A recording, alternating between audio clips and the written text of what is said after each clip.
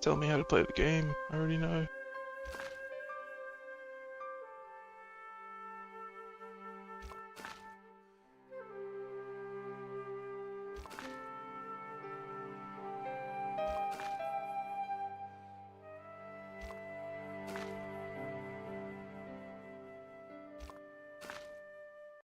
Paris in the fall, the last months of the year and the end of the millennium.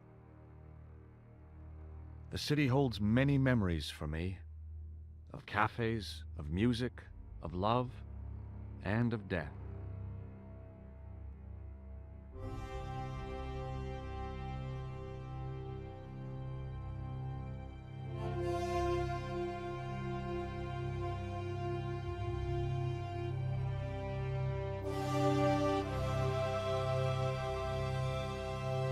We're good? Okay. It's like freezing, it keeps freezing. Okay, hang on. But the game isn't freezing, I mean OBS is being shit. I'm using display capture at the moment. Seems to be okay now. I'll just have to keep an eye on OBS.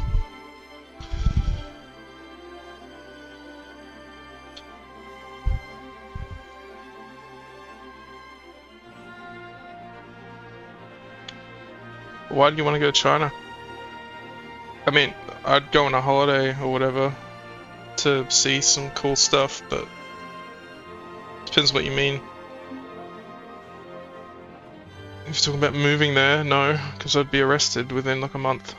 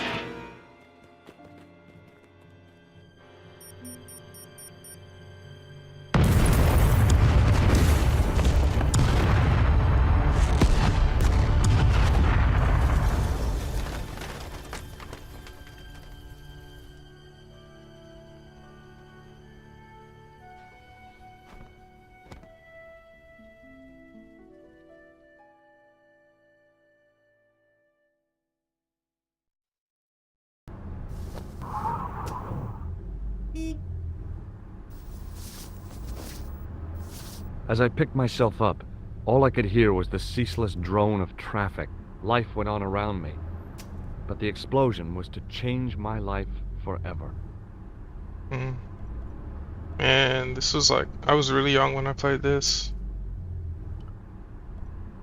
See, as soon as I click into the game, OBS breaks. The leading article referred to the visit of a Nobel Prize winner from some unpronounceable Eastern European state. Hold on. That was the only news story. The rest was rumor, gossip, and sensationalism. Then I noticed the writing at the foot of the page. It read Salah ad-Din, 1345. Hold on, it's okay, nothing's happening.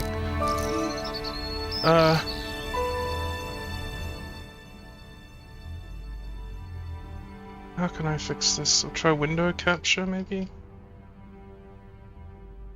Window capture is normally the worst. It normally freezes, like, constantly. Yes, this isn't working. Why is OBS such shit?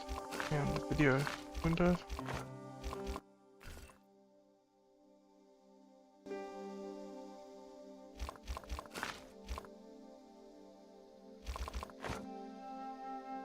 I'll have to just play it in a literal window, I guess.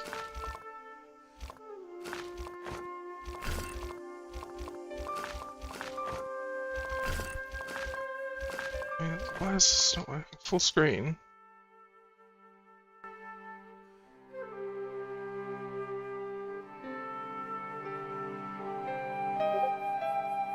Yeah, as soon as I click into the actual game, window capture just freezes. It's not an old game, it's from like this year or some shit. They're just shit fucking programmers. Or it's probably, or to be honest, this happens so often with OBS that it's probably an OBS problem, not the game.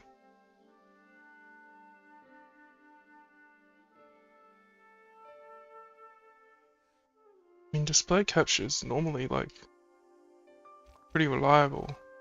It's really weird that it doesn't work.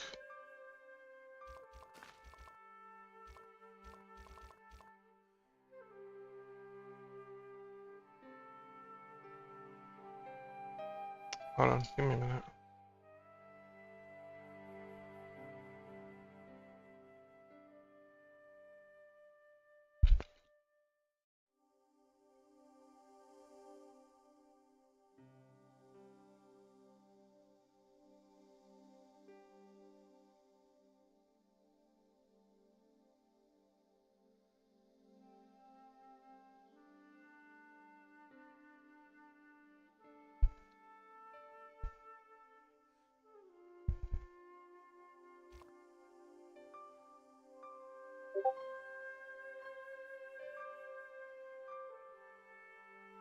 Okay.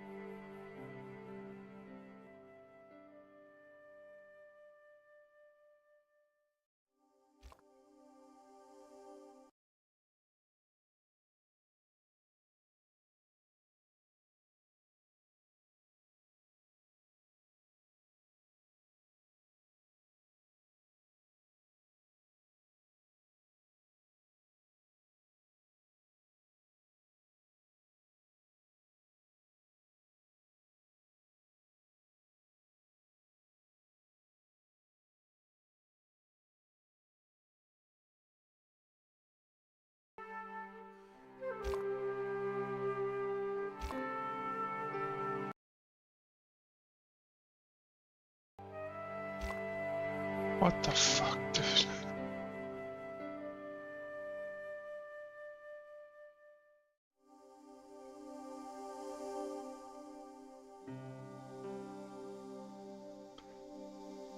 Alright, this works. Probably even do this.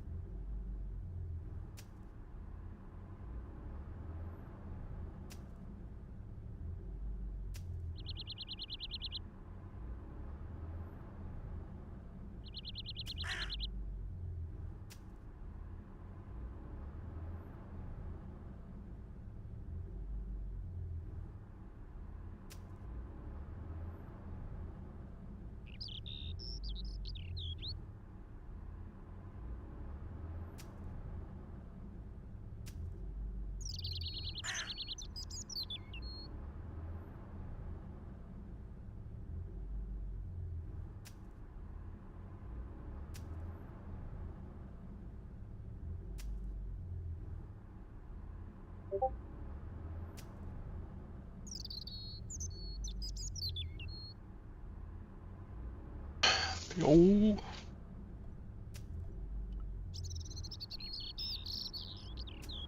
I contemplated crawling under the umbrella and pretending none of this had ever happened.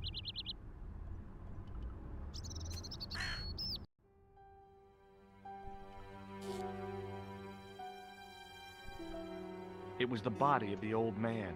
It was hard to believe I'd seen him alive only minutes before.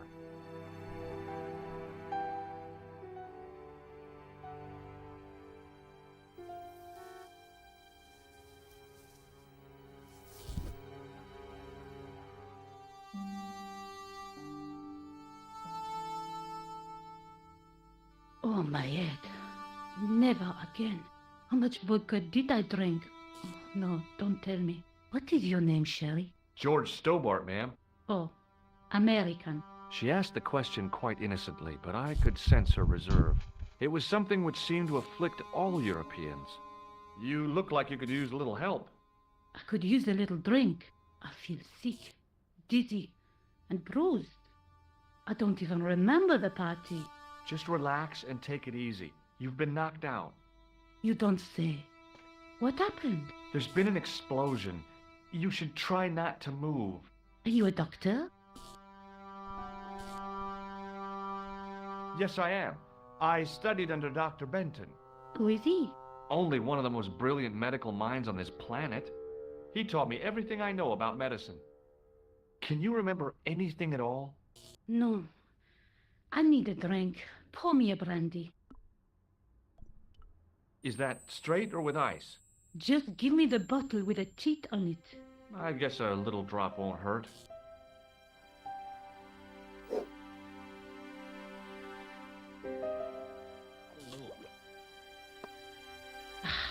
That's better.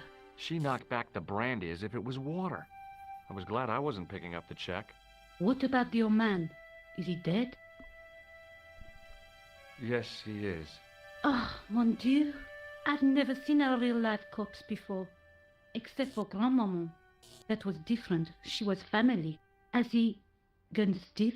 I shouldn't think so. He's only been dead a few minutes.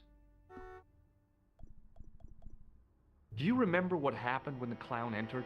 I remember that all about Tuni played all right. It was like a funeral dirge. I'd never liked accordion music either. Did you know the old man? No, monsieur. I never saw him before. Did the clown speak to the old man? No, he just laughed at him. Then he grabbed the old man's briefcase and ran out of the door. Did you see what the old man had in his briefcase? No, he didn't open it. Did the old man try to stop the clown? Oh, he didn't have a chance. The clown dropped his accordion and ran out of the door. That's it. That's all I can remember. What did the old man do when the clown snatched his briefcase? Nothing. He just sat there like he was frozen. How did the old man behave? Well, agitated. He kept looking about him at the door, at his watch. As if he was waiting for someone? Yes, I suppose so. He was worried about something, that's for sure. If you ask me, he was having an affair. He had that look about him, like a guilty husband. Did this newspaper belong to the old gentleman? I don't know. Someone has scribbled a note on it. It reads, Salah Ed-Din, 1345. Does that mean anything to you? No, monsieur, nothing. Stay here, mademoiselle. I'm going to look around for evidence.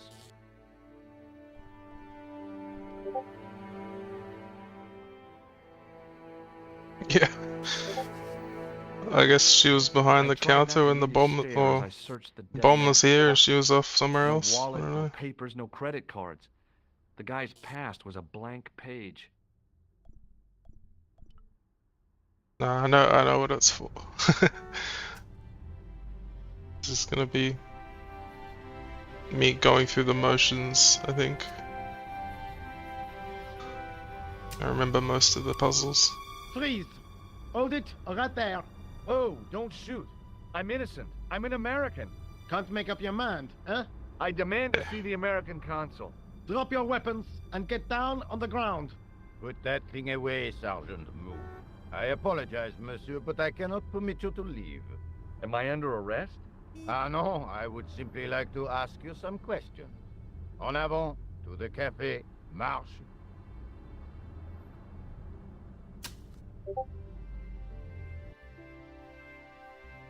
What a mess. This bombing is an outrage, is it not? Stop that, monsieur. Stop holding your breath at once. Has it occurred to you that he may be dead, Moo? Yeah, the writing's good. Oui, in this. monsieur. But I prefer to look on the bright side. Besides, I recall a case where the killer escaped by feigning death. However, in this case, the man is quite dead. Clearly, the killer knew of his presence and... How many times have I warned you about premature extrapolation? All we know is that he is dead. It seemed reasonable to assume... A great detective assumes nothing. Take Maigret, for instance. But he was a fictitious character, monsieur. Why, he was no more real than Poirot or Tintin. That's different, Moo.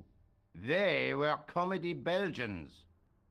Anyway, it is unlikely that even you will learn much from talking to the dead.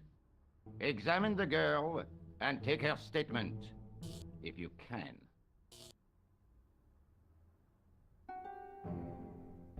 I doubt if she is in a fit state for questioning, monsieur.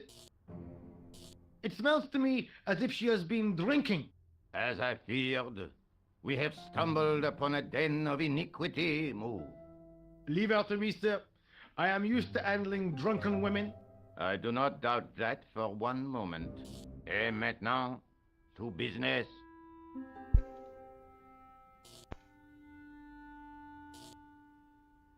Your name, please?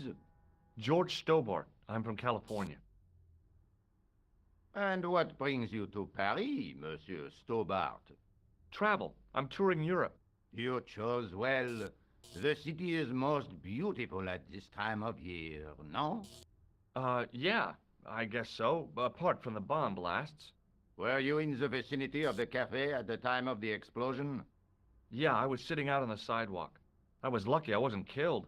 The inspector passed over my remark with no reaction. Did you see the deceased enter the cafe?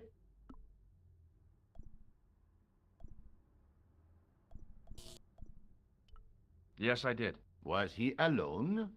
Yeah. And did he say anything to you? No. He was more interested in the waitress. Did you see anyone else in the cafe? Yeah, there was a guy dressed as a clown. He was carrying an accordion. An accordion?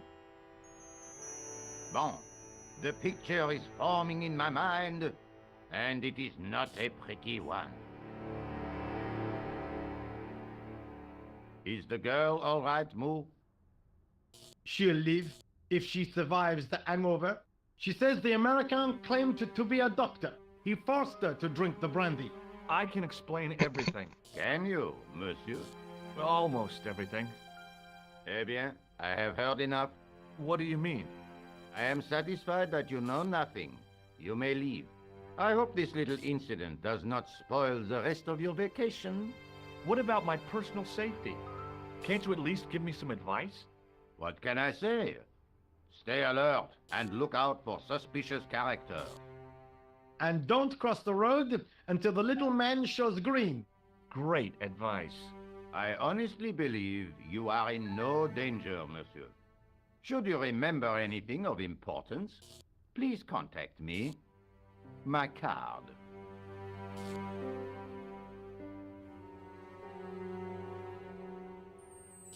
Thanks. That is all. You may go. There's not much to go on, monsieur. On the surface, no. But what lurks inside the subconscious? If the door can only be opened. Are you serious, monsieur? I thought your interest in psychic detection was purely academic. Academic? You are about to witness a scientific breakthrough. Just leaves.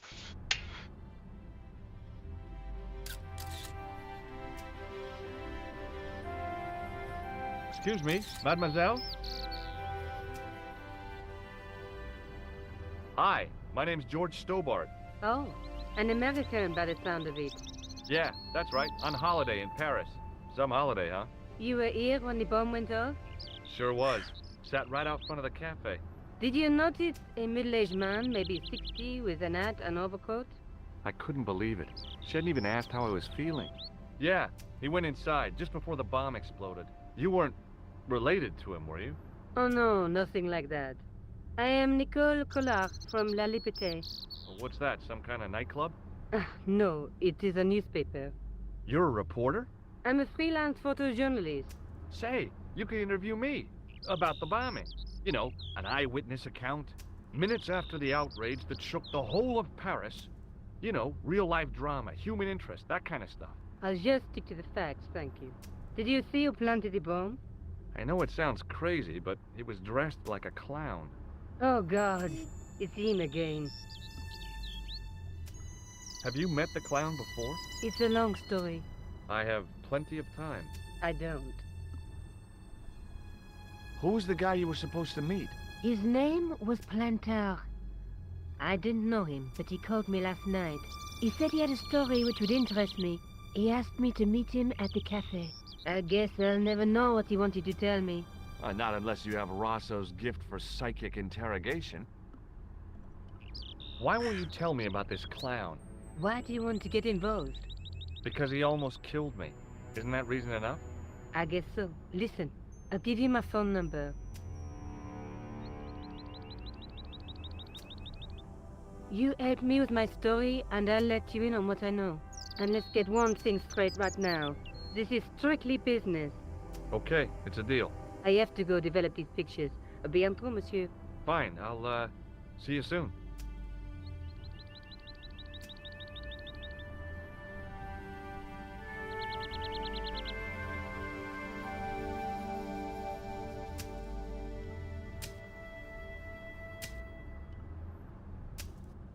Hey, stop that! Get away from there! What do you think you're doing? I was admiring your toolbox. Oh, we? Had a good look, have you? I'm warning you, if you touch it, I'll crack your nut. Okay, I get your point. You gotta give this guy the newspaper. Hey, you! I thought you'd been arrested. Nah, it was a misunderstanding. When he pulled that gun, gah, I thought that was it. Those automatics pack quite a punch, you know? He made a mistake. He thought I was a terrorist. You? A terrorist? Ha! He was only doing his duty, I guess. Would you like to read my newspaper? I haven't got time to read that. Can't you see I'm busy? You could read it on your lunch break. 10 minutes is all I get. And if my boss had his way, I wouldn't get that. He'd have me on a drip, so I didn't have to stop to eat. Oh, take the newspaper and quit complaining.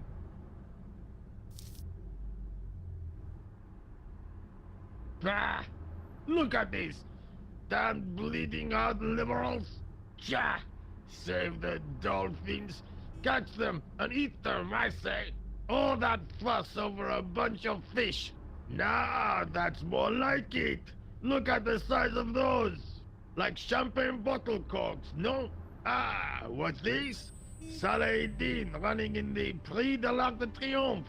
It's a racehorse? A horse? A legend! Bucephalus reborn, mon ami! Like a streak of lightning she is!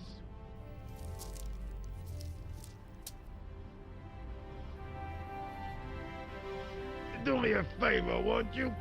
Keep an eye on my hole. I'm off to put some money on that night. What about your toolbox? Stuff it. Help yourself.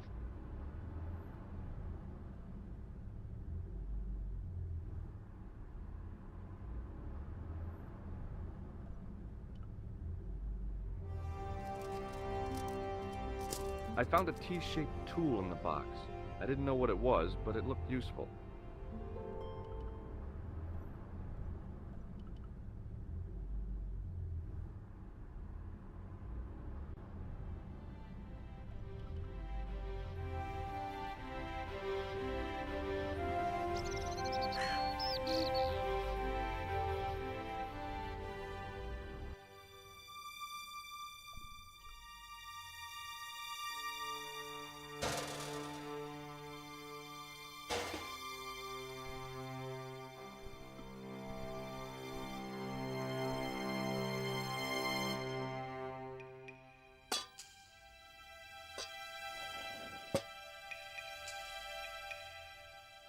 I lifted the cover to reveal what smelt like the entrance to a sewer.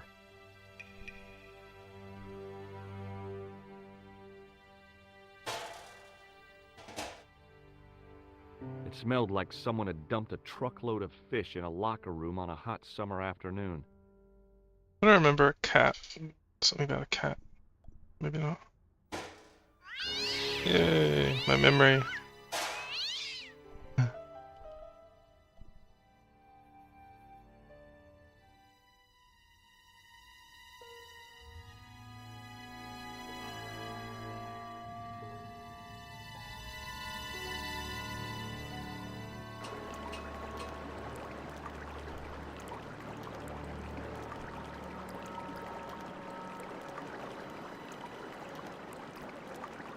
As I picked up the plastic ball, I realized it was intended to be worn. It was the clown's red nose.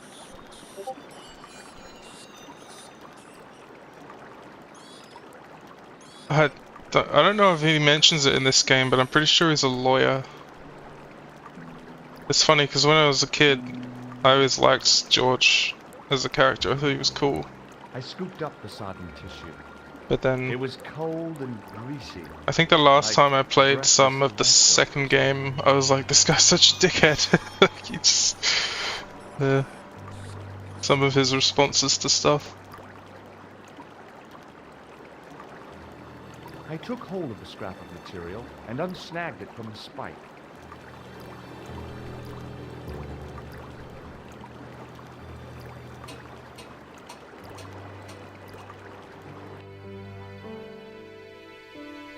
Hi there. Hold it right there, you sewer rat. I knew you'd come back. And now I've got you. What are you talking about? You're trespassing. Come out of there, immediately. That's what I'm trying to do. Give me your hand. Ha! You won't catch me with tricks like that. Keep your distance, monsieur. Okay, okay. Now, what were you looking for? I was looking for a clown. Huh, ridiculous. Do you really expect me to believe that? He planted a bomb in the cafe and blew it up. What? The cafe? Blown up? Mon Dieu, that is awful. And you say the person responsible was dressed as a clown? That's right. He blew up the cafe, escaped into the sewer, changed his clothes, and came up here. Ah, mon Dieu. And then, the man I chased, do you think that man and the clown are one and the same? Well, yes, it had crossed my mind. Ah, that still does not explain what you were doing down the sewer. For all I know, you are in league with him. Oh no, I'm just a tourist. Haha, most tourists are content with the Eiffel Tower, the Louvre, or the Pigalle. I didn't realize my waste pipes were such an attraction. The Louvre would be cool. Let's go see. What does this tissue mean to you? Nothing, monsieur. It's disgusting. What on earth possessed you to show it to me? Someone had emptied their nostrils into it. Do you recognize this material? I am not telling you anything. Do you know the waitress at the cafe? Oh, hey, she isn't hurt, is she? No, she's fine. Oh, thank heavens. A poor girl like her isn't safe with the likes of you roaming the streets. Can't you understand? I'm not a gangster. I'm an American tourist. Ah, that's what you say. Tell me about the man you apprehended. What is there to tell? He was a typical criminal type. Just like you.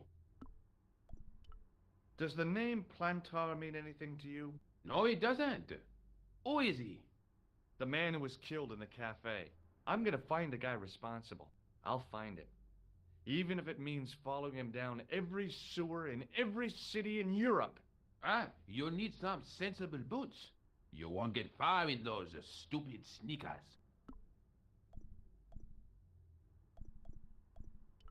Take a look at this false nose. I've never seen it before in my life. Perhaps you'd like to take a look at my card?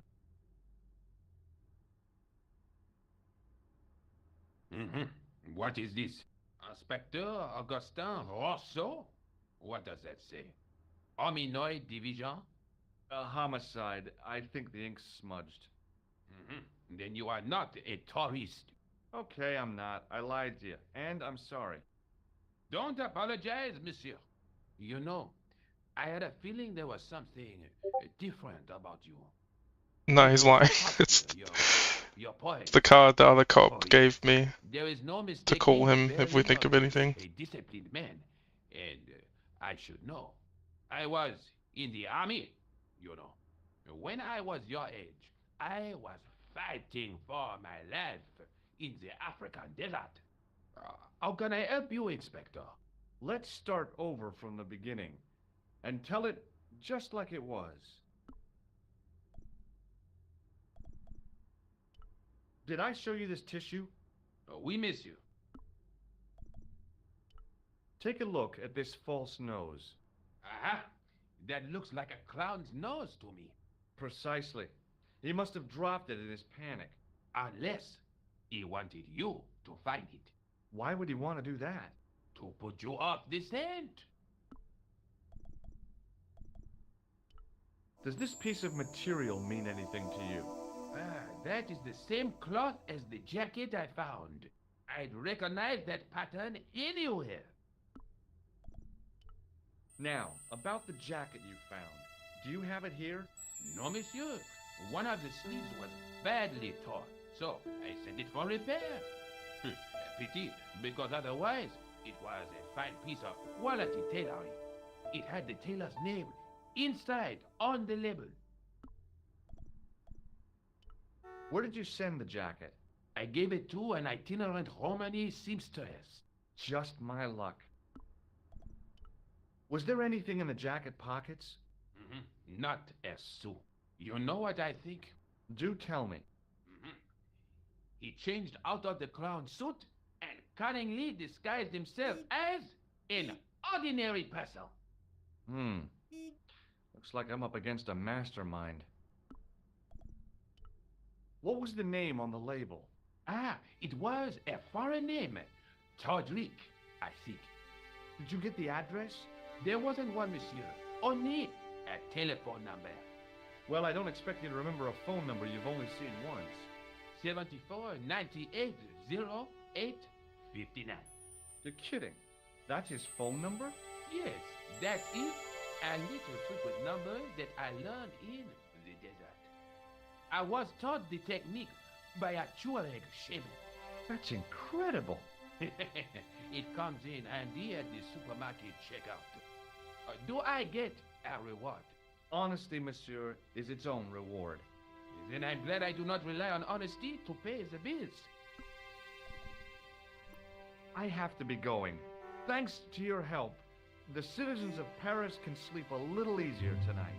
Raymond, I was only doing my duty, monsieur. Good luck, Inspector. I hope you catch that killer soon. I'll let you out.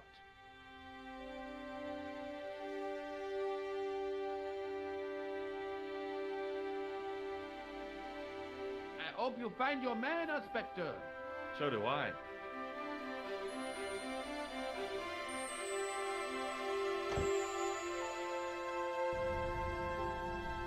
Now I can ring the guy.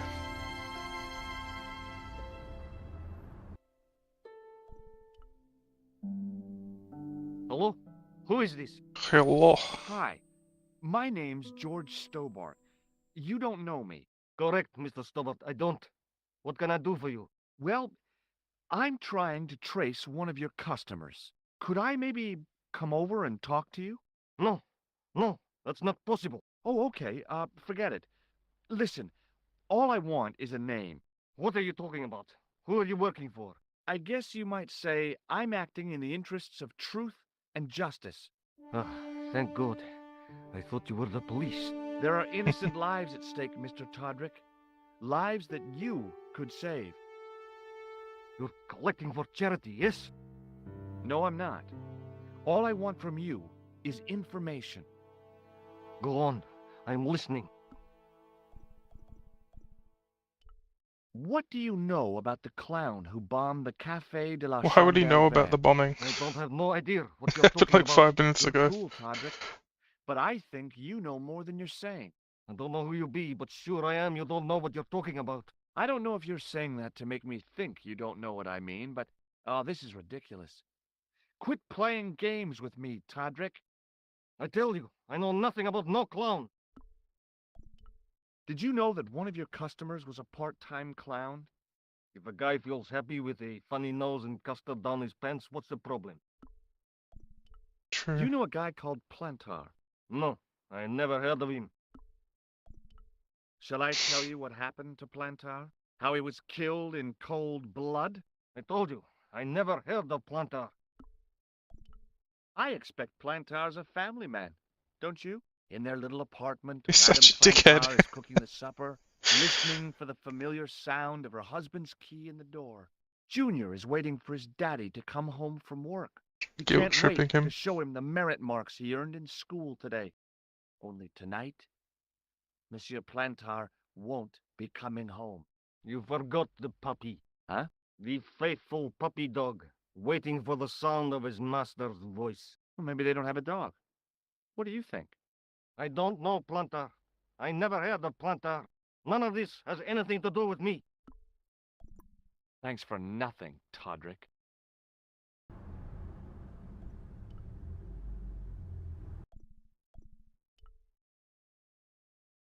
Bonjour, Kula. Oh, hi. It's George Stobart, the American at the cafe. Ah, oui. You said to call if I could help. Have you any news for me? You bet. I met a witness who spoke to the clown. And I know where the killer gets his suits. No kidding. Hey, I'm impressed. You are? Well, it wasn't easy. Look, why don't you come here to my apartment? Fine. Where do you live? 361 Rue Jarry. Okay, I'll come right over.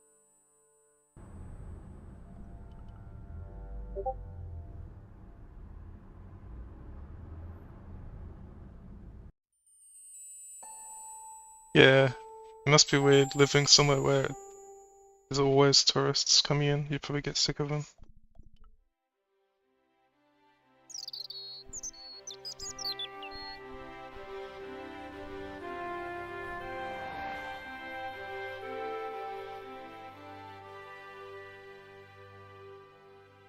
Oh, hi. Bonjour, monsieur. Would you like me to foretell your future? No thanks. I'm very good, and it only takes a minute. Thanks all the same, but I'm not superstitious. Besides, if it only takes a minute, that's not much of a future to look forward to.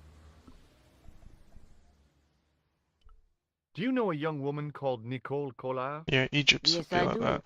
She lives Pyramids. upstairs from me, in the apartment block across the street. The door isn't locked, but you'll need to give it a gentle nudge. It sticks, you see, because of the damp. The landlord said he'd fixed it before winter sets in. He's been saying that for 3 years. I've changed my mind. Will you tell my fortune? You're going on a long journey. My, oh my. What a surprise. Can you tell me anything I don't already know? 10 francs, please, my dear. 10 francs? That's a ripoff. Please yourself. How does this fortune-telling routine work? If I knew that, I wouldn't be selling flowers for a living.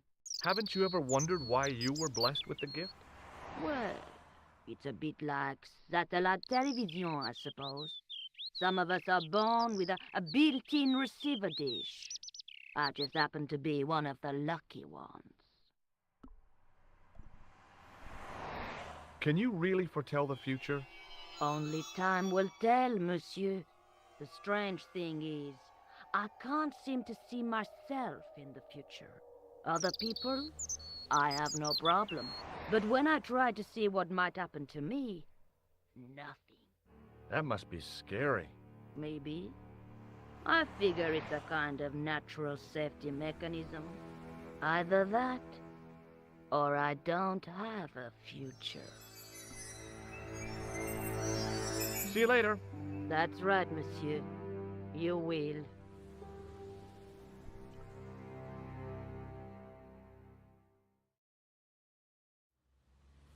Remembering the flower seller's advice, I pushed the door gently just above the lock.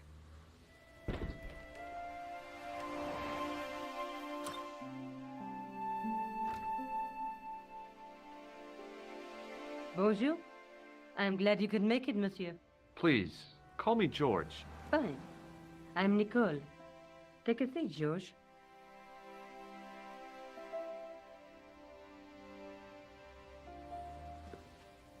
Eh bien? And what have you been up to? I've been exploring the sewers beneath the cafe. I thought I could smell something bad. The clown used the sewer to escape and to change out of his costume. I guess he was in a hurry. He left his jacket behind. And? I got his tailor's phone number. You had better luck than I did. Luck, she said. Luck! Hard work, I'd call it.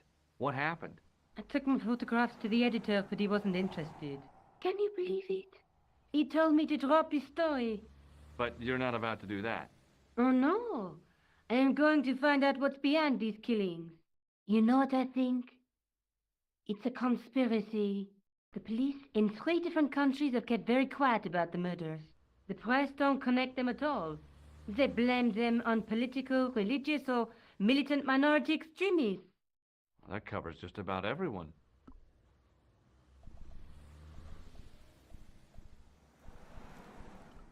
I found a piece of material near the cafe.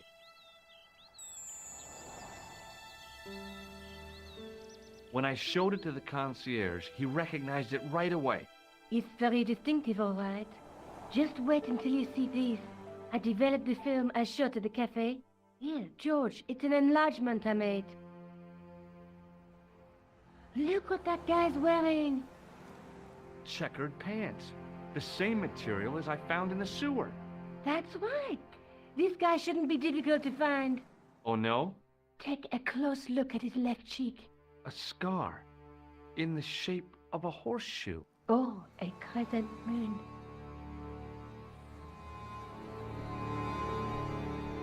How come you enlarged this photograph of me? Because I noticed the guy behind you, of course. Do you want this photograph back? No, you keep it. I can always make another print.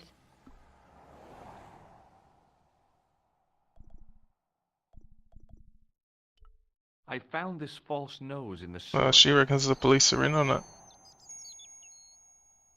Hey, what's this inside it? The contents of someone's nose? Don't be cross, George. It says L'Arrivée du Monde. Masks and costumes. It's a costume shop near the Gare Saint-Lazare.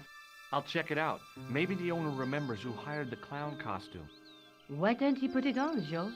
No way am I wearing this. I'd look really stupid. Besides, you might have had a cold.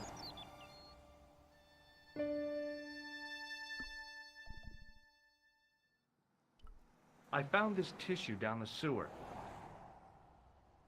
Oh, bro, that's disgusting, George. I think the stuff on it is grease paint, like actors use. Or clowns. It's still disgusting. Get rid of it. You speak very good English for a French girl. Thanks. You speak very good English for an American. How did Plantow get your name? For the newspaper, La Liberté, I'd written an article linking 2 unsolved murders, one in Italy and the other in Japan. The cases were remarkably similar. A wealthy victim, no apparent motive, and a costume killer. Plantow said he could supply me with more information. Somehow, the clown must have known about our appointment. Tell me more about the clown's previous victims. The first was Arno Bellotta, the millionaire pharmaceutical baron. He made his money from amphetamines in the post-war slimming and diet boom. Imagine it! Millions of housewives literally speeding their butts off. Was he killed for his money? No. He had no living relatives, and his fortune went to the orphanage where he grew up. The only witness in the case was his Filipino au pair. She swears he was led to his death by a snowman. What about the clown's second victim? Yamada, the controversial Japanese green politician. He inherited his fortune from his father's electrochemical consortium. He was committed to dismantling Japan's automobile industry. I can't see him gaining much support with a loony policy like that. Yamada was a man of vision. He was years ahead of his time. If you say so. How did he die? At the hands, or should I say, flippers, of a giant emperor penguin. May I use your telephone? Sure, go ahead. Thanks. I don't think I actually need to. Call him again, just to be annoying. Hello? Who is this? Mr. Todrick? Oh, it's you again. What now? Did you make a suit for a man with a scar on his face? A scar in the shape of a crescent moon? Maybe. Maybe not. Tell me where I can find him and I'll leave you alone. And if I don't, I won't leave you alone. I can't tell you anything unless you give me his name. Do you know where I can find the guy with the scar? I told you, without a name, I can't help you. Thanks for not.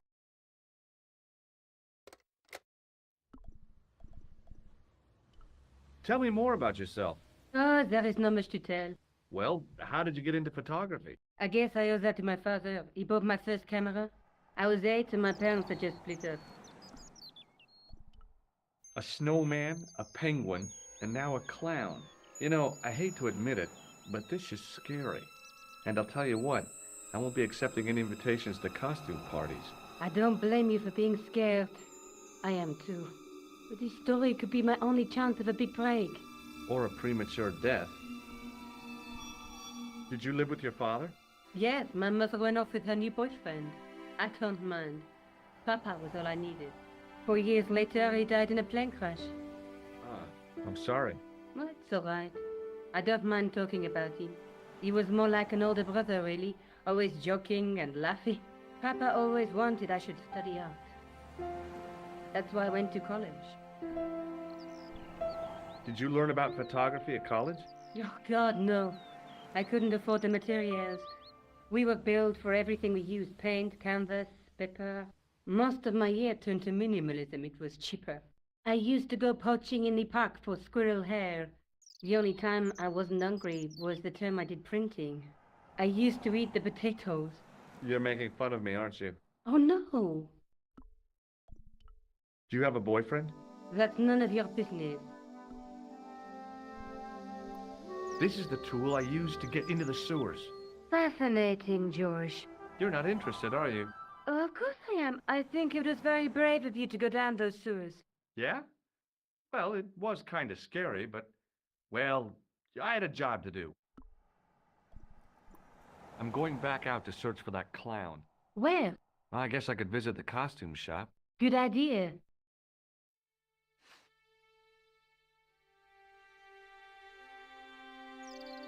These games always have running jokes of showing people useless fucking items and then being like, oh, cool, nice.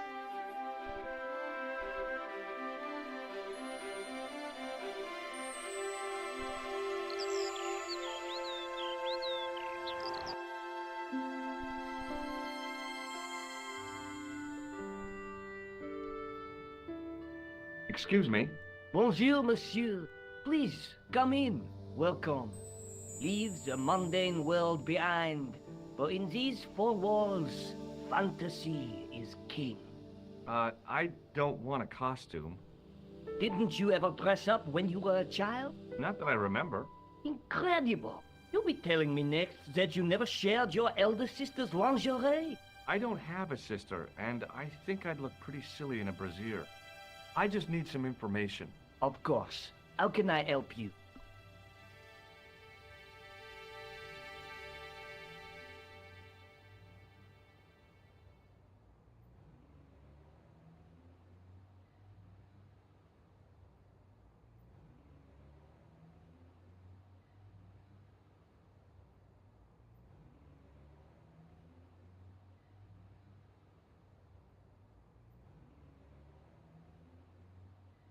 Sorry, I just had to lock the door. I'm looking for a man who hired a clown costume from you. Oui, monsieur. I do not see how I can help. Don't you keep a record of costumes that you've rented out? Of course, monsieur, but... Well, then I'd like to check your records. Give me the names of everyone who's rented a clown suit. Impossible. There are too many. The clown I'm looking for is a cold-blooded killer. Give me his name, and I'll see he's brought to justice. I'd help you if I could, but you can't expect me to remember all my customers. You see, the clown costume is our most popular line, monsieur. On average, we hire out more than 30 clown suits a week. You'll have to give me more to go by. A description, perhaps? Do you recognize this man? Ah oui, he was here this morning. Are you sure this is the man who bought grease paint? Oui, monsieur. Does this dirty tissue mean anything to you?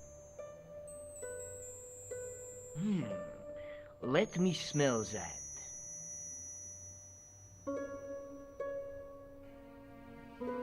Bestheimer's number 7 white pancake. Theatrical grease paint, right? Oui, monsieur. La crème de la crème of Thespian accoutrement. Have you sold any of it recently? Yes, 2 cans. Are you sure this is the man who bought grease paint? Oui, monsieur. He chose 2 costumes. Bozo the clown and Seamus the pixie. A pixie? Very smart. Green silk with a taffeta lining. He gave me his name as Monsieur Khan. Are you sure that... Certainement. Do you want this red nose back? Not after it's been worn, thank you. Have you heard of a man named Plantile? I do not recall anyone of that name. Are you sure? Certainement. I don't remember if there's anything else to About do this here. tissue. I have already Do you want this red nose? not What does this tool mean to you? nothing, monsieur. Okay. Thanks for your help, buddy. My pleasure, monsieur. Allow me to shake you by the hand. Huh? Well, okay.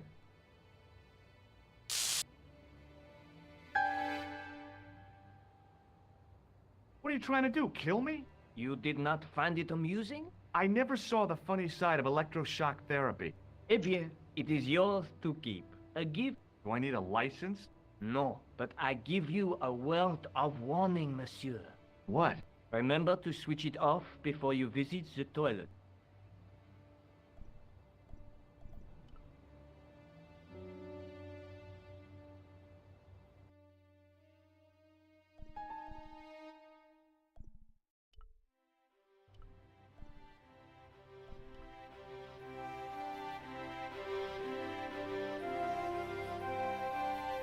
Excuse me. Ah, Monsieur Stobart, n'est-ce pas? That's correct. You remember me. The retention of such data is part of my duty as a gendarme. That is how crime is fought, through attention to detail, not intuition. Yes, sure. Do you recognize the man in this photograph? No, monsieur? It's the guy who bombed the cafe. The clown. This man looks nothing like a clown? He's taken off his grease paint and costume. Then there is nothing to link this man with the killing. Nothing? Look at those murderous eyes. Hardly likely to get him convicted. Do you know a man named Khan? He's a shifty-looking guy with a scar on his left cheek. No, monsieur. Has this man any connection with the bombing of the cafe? Yes. I believe Khan was the name he used when he hired the clown costume. Is Rosso here? Yes, he is. You wish to speak to him? Yes, I do. One moment, monsieur. Stobart is here to see you, monsieur. Did he say what it was about? No, monsieur. Very well.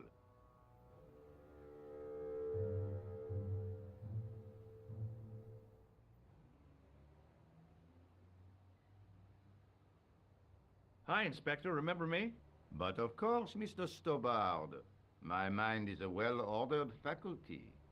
A mental classification system that's the envy of the Bibliothèque Nationale. No tricks mark you, monsieur.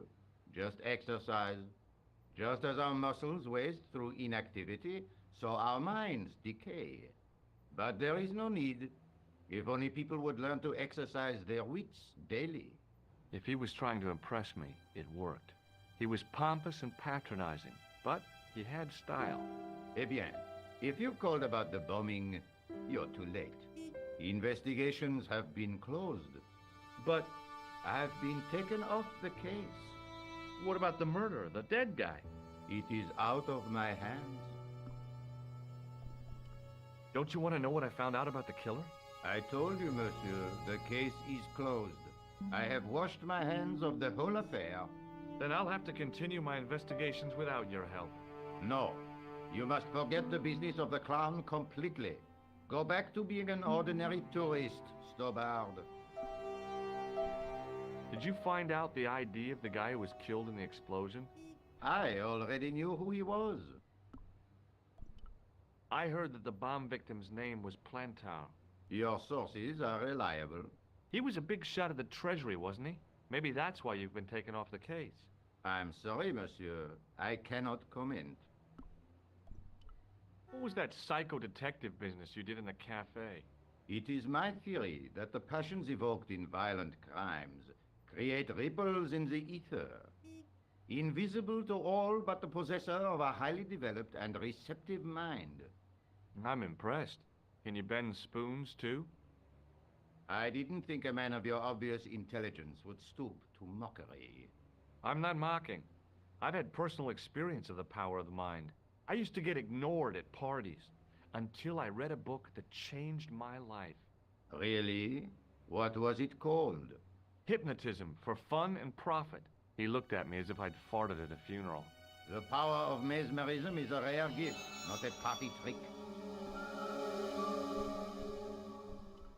You're not gonna try any of that psychic interrogation on me, are you? Do you find the thought of my probing distasteful? Let's just say I'd rather you didn't. I've got more doubts than Doubting Thomas when it comes to mysticism. Too bad. I think you would make an interesting subject under controlled regression. The day I let anyone mess with my mind hasn't dawned yet.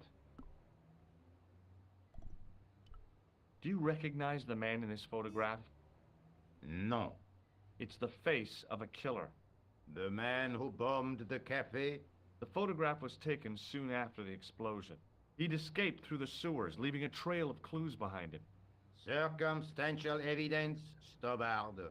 None of it proves a thing. Did I show you this photograph? Oui? Absolutely. So long, Inspector.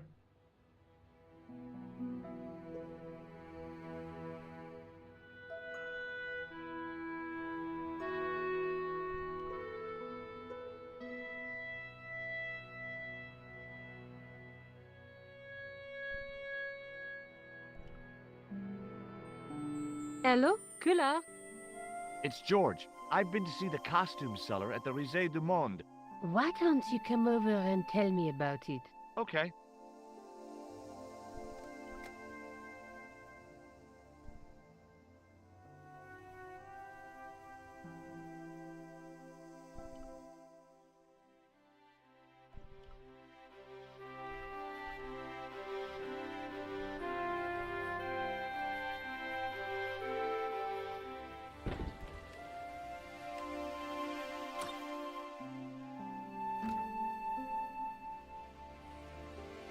Salut, George. What news?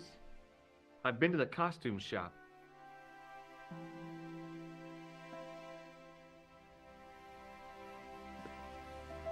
Yeah, I like it. What are you supposed to be? I didn't hire a costume. These are my clothes and you know it. Did you ask about the clown? Yeah. He used the name Khan. He hired 2 costumes, the clown and a pixie. Then we're one jump ahead of him. How do you make that out? He probably plans to use the pixie suit next time he kills. Oh, God, don't let it be me. I don't deserve to die at the hands of a pixie. Don't be silly, George. That won't happen. Oh, no? No, because every time you see a pixie, you're going to run like hell. What are you doing to help trace the killer clown? Research, George. Yeah? You have a copy of the clown's yearbook? I have a telephone and lots of contacts. Oh, well, did you find anything useful? Not yet. I'm employing my first and most useful weapon. What's that? Patience. Oh, I've heard of that. Isn't it a substitute for decisive thinking? Have you found out any more about the murders? Well, it may be nothing, but both the clown's victims visited Paris earlier this year. When? The second week of July. They were both here at the same time. Did they meet? I don't know. but I can't imagine it was coincidence. The guy at the novelty shop gave me this. What is it? A hand buzzer. You put it in your hand and give people electric shocks. Why? It's a gag, a practical joke.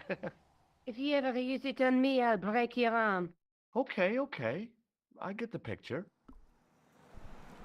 Do you want this photograph back? No, you keep it. I can always make another print. Did I show you this tissue? Yes, George. I asked you to get rid of it. I showed you the red nose, didn't I? Yes, you did.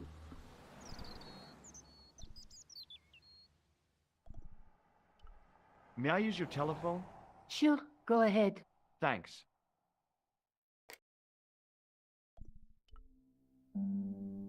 Hello? Who is this? It's George Stobart again. What now? I found out the name of the guy I'm looking for. Is that so? Yeah, it's Khan. You know who I'm talking about, don't you? Yes, I delivered the suit to his hotel. The Hotel Ubu.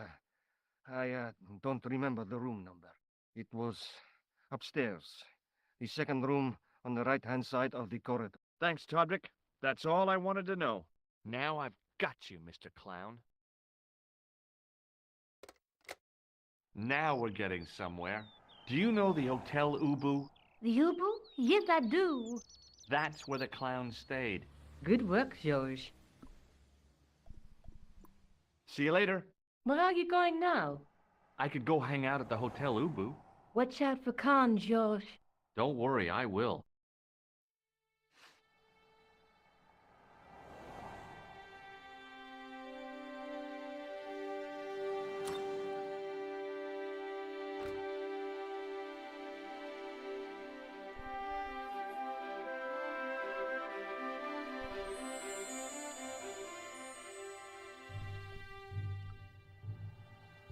The guy looked just like a weasel.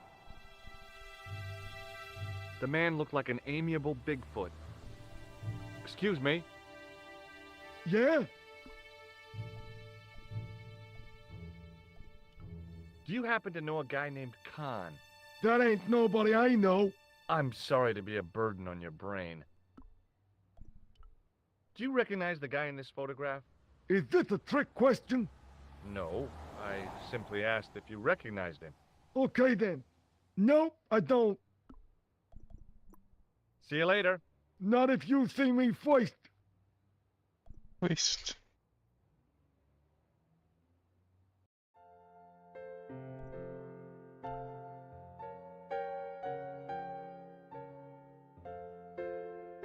Excuse me, didn't I see your picture in the news? You're that Nobel Prize winner from some unpronounceable Eastern European state. Yes, that is me, in person. I don't want to worry you, but have you had any threats on your life? You know, mysterious phone calls, letters made up of headlines cut from the newspaper. I don't know what you're talking about. Do you know a guy called Plantow? I don't know anybody in Paris. Oh, well, this guy's dead anyhow. Why do you ask me about dead men?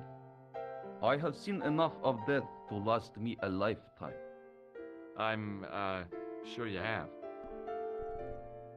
Do you recognize this man? He calls himself Khan. Yes, I know this man. Why do you carry his photograph? I'm a private detective. This is a photo of Khan, right? That is just one of the names by which he is known. This is a photo. That is... Thanks for your... Goodbye.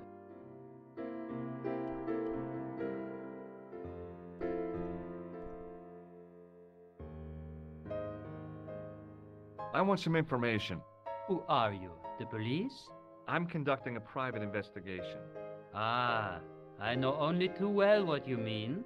That is one of the drawbacks of the catering business. When people book into an hotel, they leave their morals at home, no? Do you have a guest by the name of Khan? No, monsieur. Perhaps you would care to check the register. Do you recognize the man in this photograph? Yes, monsieur. That man is one of our guests. What name? I cannot tell you that. Can you tell me which room the man in the photograph has taken? Oh, no, monsieur. That information is confidential. Would it make a difference if I told you the guy in the photo was a murderer? We are accustomed to catering for celebrities, monsieur. Movie stars, politicians, royalty, sporting personalities, they all stay here. Did I show you this photo? Yes, you... The man who calls himself Khan has a scar on his left cheek. Vraiment? I tell you, I do not know a man named Khan. Maybe not, but I'd noticed a change in his expression when I mentioned the scar. Do you know a man named Plantar? No, monsieur. Thanks for your help, buddy.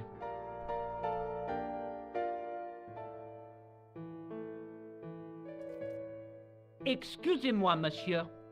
What? You are trying to steal that key, no? No way.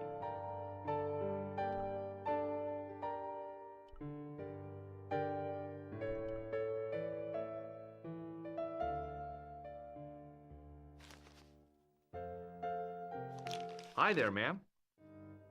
Well, hello. What can I do for you? I'm looking for a man. You disappoint me, my dear. For one foolish moment I thought... But never mind. Aren't you going to tell me your name? George Stobart, ma'am. How sweet! I once had a stable boy called George. I am Lady Piermont. The common reaction is to kneel and stutter, but it's not obligatory. A real lady? I mean, you're an honest-to-God aristocrat? Oh, I don't know about that. Few of my ancestors are honest, not even to God. I can trace my family back to the Normans, but don't let that intimidate you, George. Beneath that impressive pedigree, I'm just flesh and blood. The blood may be blue, but the flesh is the plump beef of old England, so to speak. You appear distracted, George. Is there any way I can help you? Would you distract the clerk while I borrow a key? Are you asking me to aid you in a criminal act, darling? I guess I am. Good heavens, I must be dreaming. I don't think so, ma'am. Now tell me, why do you want to get into that room? I'm a detective. We do these things. Now you're being ridiculous. If you can't supply me with a plausible explanation, I'm not interested. A gummy. She's probably got no teeth. Oh wait, no, she's rich. She'll have teeth. Are you here in Paris on vacation? No, darling, I'm on holiday. I needed to get away after Algy's funeral. I didn't realize you were mourning the loss of a loved one. I'm not. He was my husband. Do you recognize the man in this photograph? My God, it's him. That's Merlin. She represented everything I loved about the English. The lady was totally deranged. Merlin? You mean King Arthur's wizard? Good heavens, no! No. Monsieur Merlin is a fellow guest. The man you know as Merlin is a fake. What do you mean, sweetie? He's a murderer. He also uses the name Khan. I am shocked, Mr. Stobart. Shaken. I took him to be a gentleman, a man of honor. You know, I'd rather like to assist you in stitching him up. I really need that key bad. I'm not convinced I should help you, darling. When did you last see Merlin? It was no more than an hour ago. He came downstairs and spoke to that clerk chappie. Something passed hands. I couldn't see what exactly. A briefcase? No, smaller than that. A bundle of papers, perhaps. The clerk put it in the hotel safe and Merlin went out.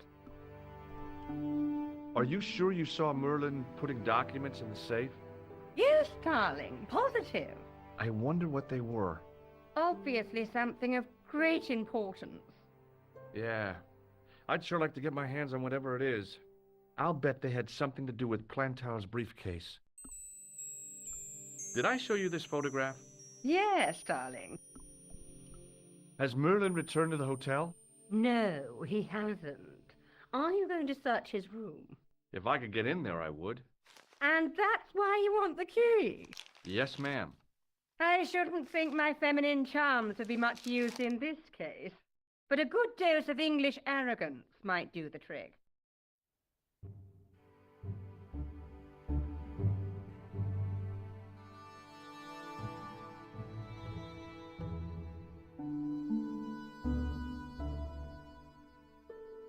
I say! You there? Flunky! Oui, madame. Listen carefully. You do understand English, don't you? But of course, madame. Good. I wish to deposit some jewelry for safekeeping. I understand.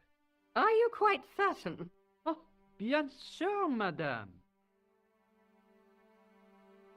Over to you, my dear.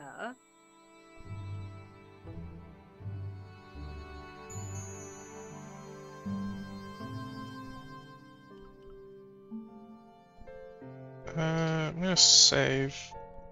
So I don't remember. So this game actually has like death. if you fuck up, you can actually die, and sometimes I don't remember the order of things.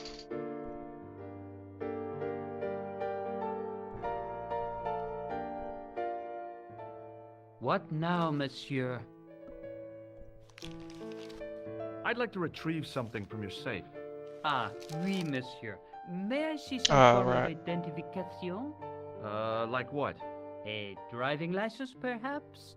I don't drive. Your passport? I don't have it with me. I could show you my operation scar. I'm sorry, monsieur. I must. You won't find it. I'm sorry. Yeah, I remember. Thanks for your...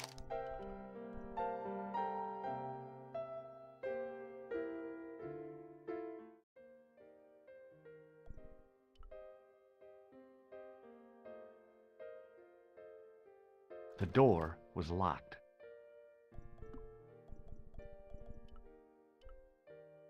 It wasn't the right key for the door.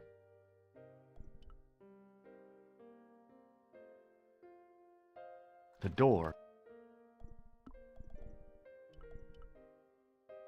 Maybe it wasn't the right room, but this was the right key.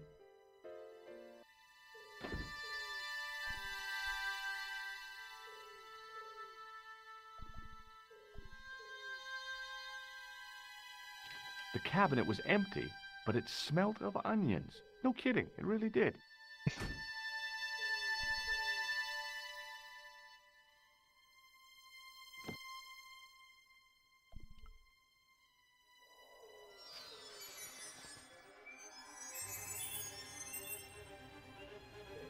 The cobbles of the alleyway looked very distant and very hard.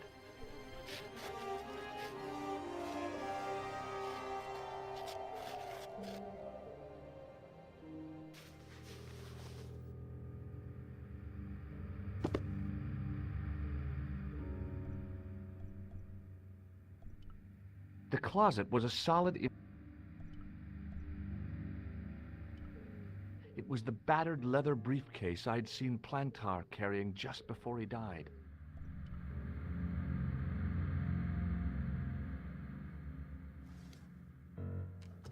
I searched the interior of the briefcase, but as I'd half expected, it was empty.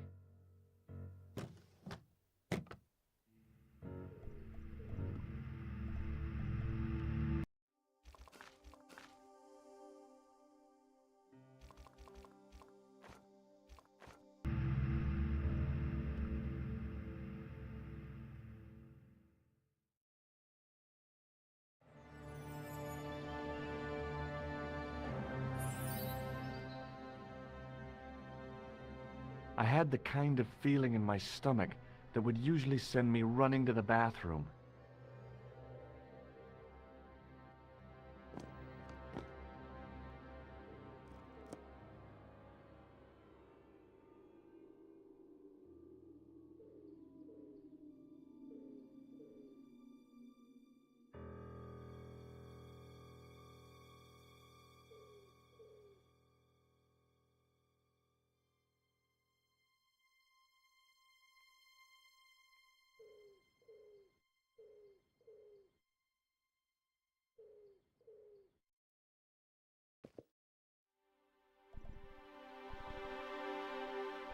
pants matched the jacket which the killer had lost in Paris.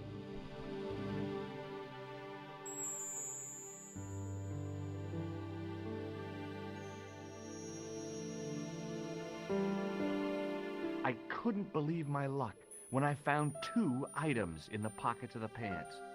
The first was an ordinary matchbook. No matches, no clues. The second was a pass card which read, Thomas Merlin, Gruber Electronics Corporation.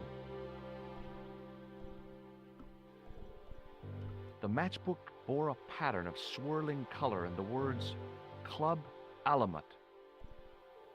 It was the card I'd found in the hotel bedroom. It read, Thomas Merlin, Gruber Electronics Corporation.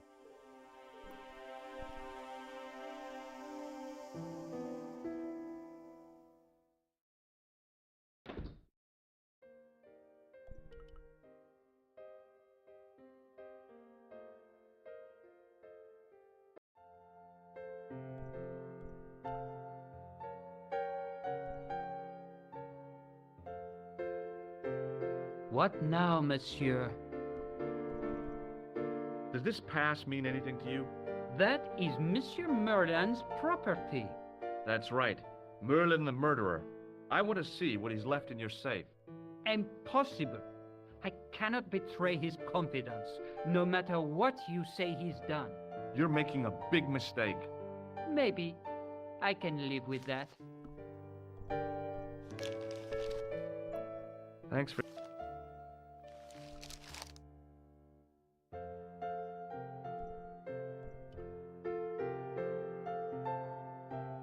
Hi, ma'am.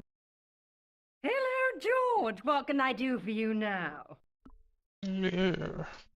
I found this pass in Merlin's room. So, that deceitful little man is passing himself off as an electrician, is he? Uh-huh. This guy probably has a million faces.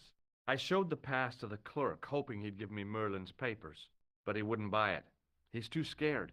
I'll give him something to be scared of. Follow me, George!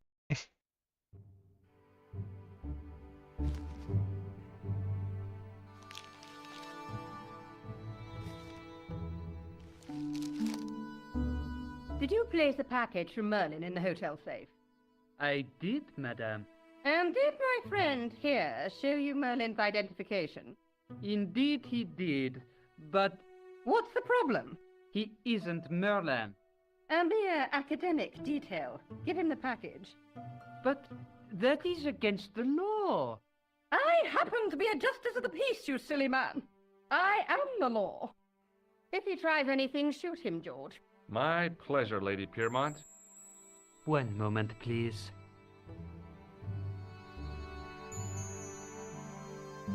You know, I haven't enjoyed myself this much since Greenham Common. I don't know what I would have done without you, Lady Piermont. Voilà, monsieur. Le manuscrit de Monsieur Merlin. Thanks. How satisfying. An Anglo-American alliance that actually worked. The clerk had given me a tightly rolled sheet of parchment. I decided not to unroll it until I was safely back in Nico's apartment.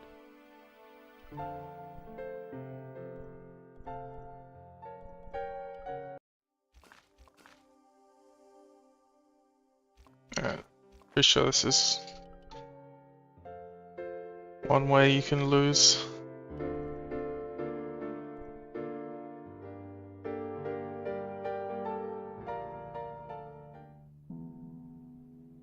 Just a minute, monsieur. What's your problem? No problem, if you cooperate. What do you want? Just a routine security check. Nothing to worry yourself about. Oh, well, all right. Search him, Flap. You bet. Hey, knock it off. Get off, you big ape.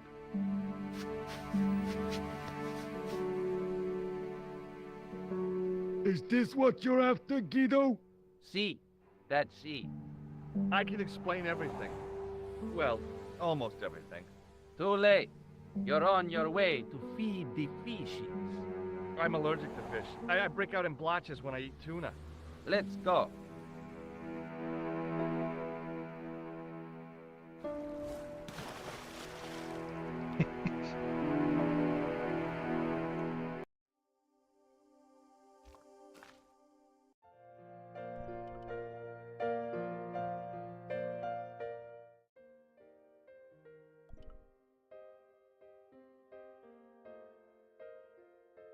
The door.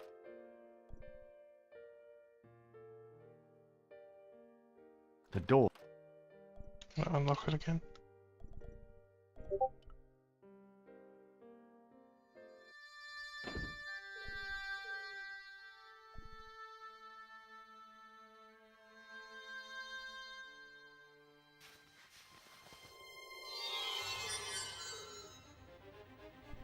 Gonna dump the manuscript onto the I street. knew this was no way to treat an ancient manuscript, but I couldn't let it fall into the hands of the goons waiting outside.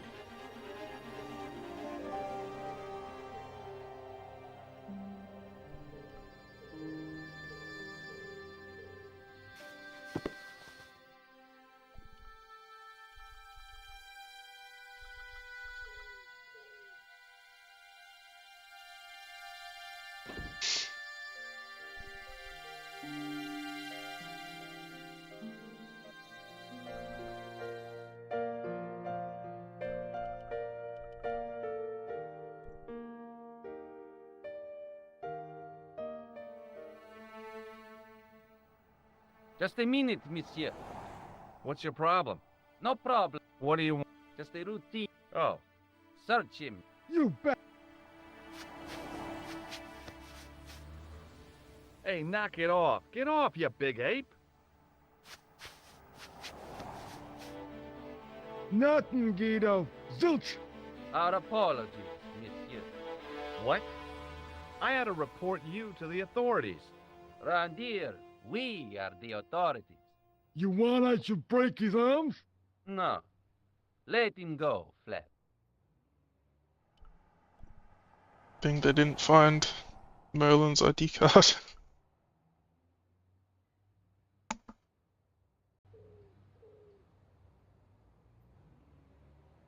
If the manuscript was what Flap and Guido were after, they were going to be disappointed.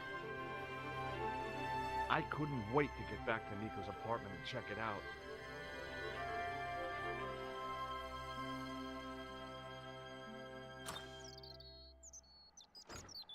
You're just not going to believe what I found. It's not another part of the clown's costume, is it?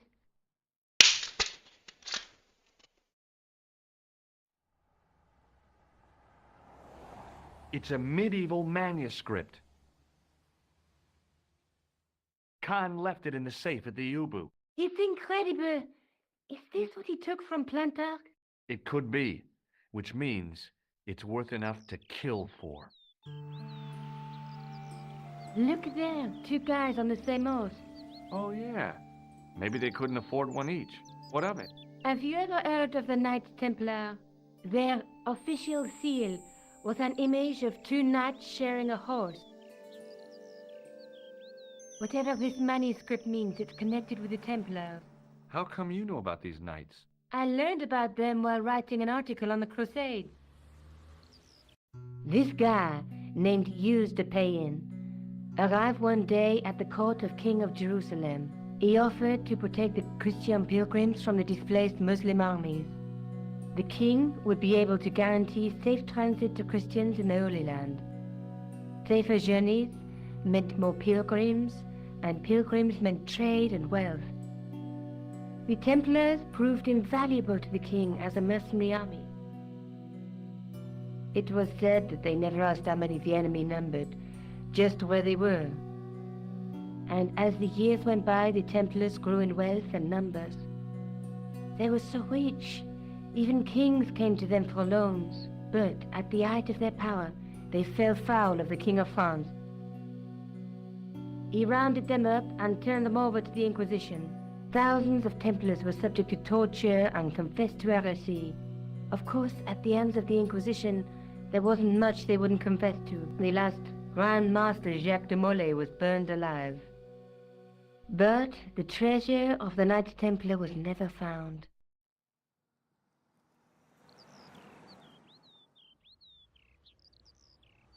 Jeez. So the treasure is hidden, waiting to be discovered? If there ever was a treasure, it's been lost for 600 years. Anyway, we're supposed to be investigating a serial killer, not a medieval treasure trove. But maybe that's what the clown and his accomplices are after. Maybe this manuscript is the key. You'd better leave it here for safekeeping. Think about it, George. One guy's already died for it, as you said yourself. Besides, that parchment is fragile. Okay, I'm convinced. You keep hold of it. Let's take another look at the manuscript. Let's face it, we need help, George. Someone who knows about these things. Who do you suggest? Indiana Jones? I know a guy who specializes in medieval studies. His name is Lobino. Huh. Some stuffy old fossil who gets horny over ancient relics, I suppose. Far from it. Andre isn't the stereotypical professor you have in mind. Where can I find this Lobino guy? At the Kroon Museum. I'll give you the address. There's a woman looking at her reflection in a mirror, but the reflection has 3 hideous faces. She reminds me of the Wicked Queen in Snow White. She was the one who said mirror, mirror on the wall, wasn't she? She made me cry so much when I was a kid, Mom carried me out of the movie theater. She didn't frighten me in the least. Like I said, I was only a kid. I didn't like the crocodile in Peter Pan either. There's a woman looking, but a knight with a crystal ball. There's something written on the scroll beside the knight. Yes, but it's written in Latin. Per disciplinam mea lux videbis. By my teachings, you will see the light. You speak Latin? Where did you learn a trick like that? A trick? I studied law, okay? I can read Latin. My, you're touchy. Tell me that again. Through my teachings, you will be enlightened. There's a guy working on a loom. He's weaving a carpet or a tapestry. Or a duvet cover. It's a clue to a place, I reckon. Somewhere famed for weaving and ships. Where folk live in barrels? It beats copper boxes. There's a guy with a sword and a bull. The only mythological bull I know of is the Minotaur, but he was only half bull. I don't think I'd like to be half a bull, even if it was the bottom half. What's that object between them? It looks like a gem on top of a tripod.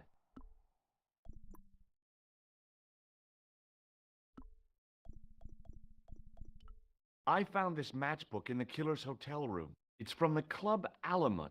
Never heard of it. Is there anything written inside it? No, what were you expecting? If this was a movie, there'd be a clue, a name or an address. That's no use. There aren't even any matches in it. Oh well, I'll keep it as a souvenir.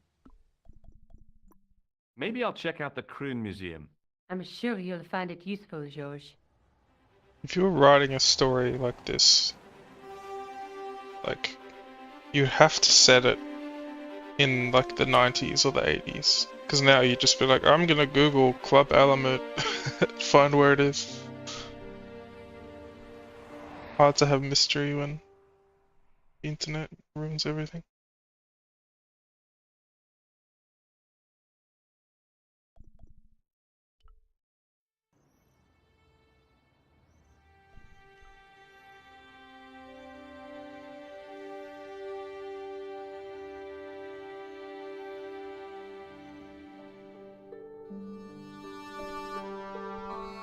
Pardon me. Oui, monsieur? Are you Lobino? Oh, no. Fancy you mistaking me for him. No. I am the deputy custodian. But Lobino does work here. Work? I wouldn't go so far as to call it that. He studies here most days, but as you can see for yourself, not today. Do you know anything about the Knights of the Temple? No, sir. Not a sausage. Do you know anything about medieval manuscripts? Not me, monsieur. I am no scholar. Though people often mistake me for one. It is the uniform, I guess. They see the clothes. They are impressed. And they ask you to park their cars? They ask me to park the... No. They assume I am an authority on the exhibits in my care. Whereas you know next to nothing about history. Of course not. All I am saying is, I am no scholar. Not like Monsieur Lobineau. Have you ever heard of the Club Alamut? Oh no, I don't frequent places like that. Thanks for your help. The case contains some fragments of pottery. They look to me like broken flower pots. Above them, a sign read, L'Age Paléolithique. I tried to raise the glass cover of the case, but it didn't budge. The case contained 2 rows of silver coins. Each coin on the lower row showed a portrait of a guy with a huge nose.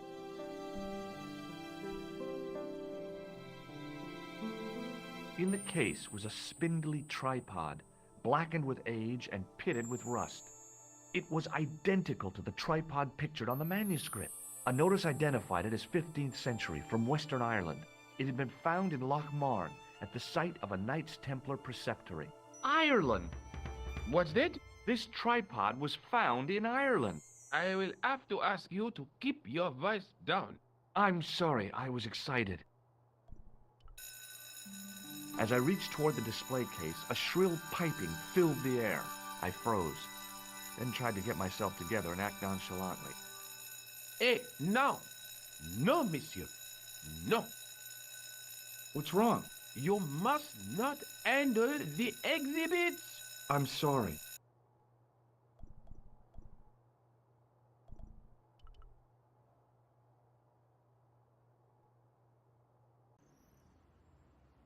The tripod was definitely the one on the manuscript. The Templar connection confirmed it. I was tempted to go to Ireland to check it out.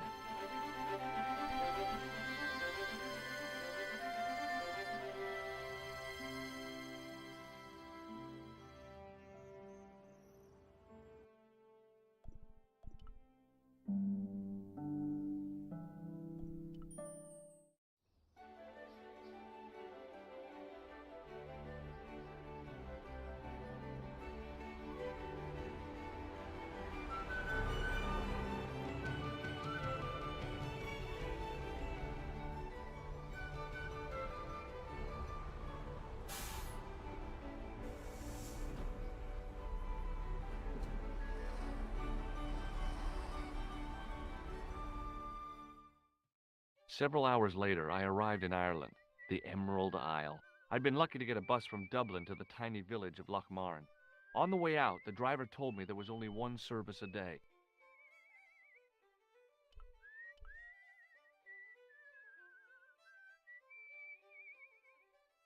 I tugged at the trapdoor, but it was locked from the inside. I tugged at the plastic cover, but it didn't move. Hi there. What? What's your name, kid? Who are you calling kid? Who the hell are you? Rosso's the name. Murder's my game. Are you a detective?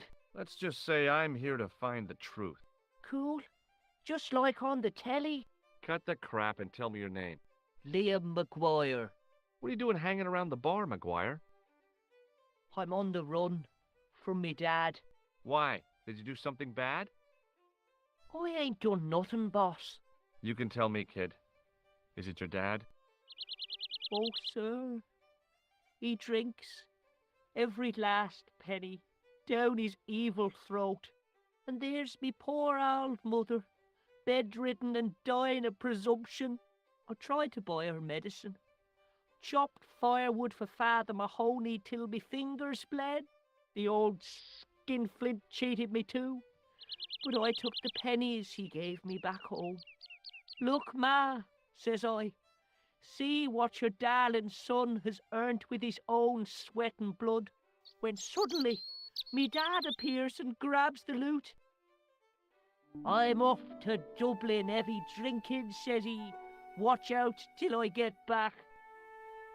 That's why I runned away. Something in the grin on his face told me he wasn't being strictly truthful. Compared to him, Huckleberry Finn was a candidate for Altar Boy of the Year. What can you tell me about the castle, McGuire? What do you want to know? Well, can I get inside? No, it's locked up. Does anyone live there? No, only... What? Oh, nothing. You know something about the castle you're not telling me, don't you? No, What is it you're covering up? Is it something you're scared of? I ain't scared of nothing. I'll give you one last chance to tell me about the castle. Oh, yeah? And what if I don't? Then I'm taking you back to school. Oh, there's a ghost. It's called the Phantom of Loch Man. Have you seen a guy dressed as a clown? Here in Lochmarn, they all dress like clowns. The man I'm looking for is a dangerous psychotic. Jesus. It's just like that film I saw. There's this clown, see? And he's after this kid who saw him kill a guy. He tries to warn the sheriff, only no one believes him. Then, while he's in the tub, the clown cuts him up with a chainsaw. My God, that doesn't sound suitable for a kid like you. Who are you calling a kid? I'm 25. Yeah, right. You're not a day over 14. Oh no, it's 25 that I am. Married with a car and 3 kids. 10 kids if you count the wives. You're not telling me you believe in ghosts, are you? Mister, I seen it with me very own eyes. Last Tuesday night, I went up to see what that dig was about. I just reached the top of the wall when I hears this awful noise. What sort of noise? A horrible snuffling and snorting, like O'Brien's pig, only worse. It was coming from inside the castle. Did you find out what was making the noise in the castle? No fear. I just sat there on the wall like Humpty Dumpty. The moon was cracked and greasy like an old dinner plate. The yard was full of shadows. I could have been hiding anything. I would have gone home, but my legs had lost their stuffing. Did you get to see the ghost? Indeed I did. And a fearsome sight it is too. I sat on my arse, waited while the moon went down. Then out it comes from the shadows, all grey and tattered and hunched over like an old bent willow. Then I hears this spluttering and splashing and horrible laughter in the dark. I was so scared.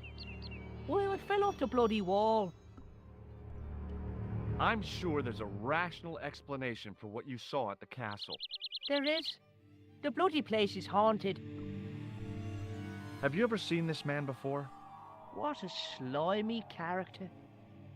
No, I never seed him.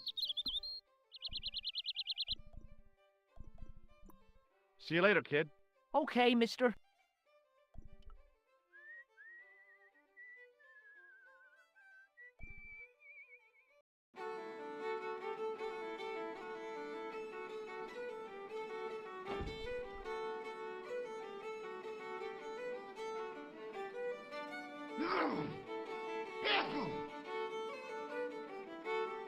My name's George. Pleased to meet you, mister. My name's Fitzgerald. Do you recognize the man in this photograph? No. At least I don't think so. Look closely. He has a scar on his face. No, I'm sure I don't know him. What can you tell me about the castle? There's nothing there. Just an old ruin. How old? I really couldn't tell you. Have you ever explored the castle yourself? I used to play there sometimes, when I was a kid. Then one of the little ones fell off the wall, broke his head and died. We didn't go there anymore. You haven't been up there recently?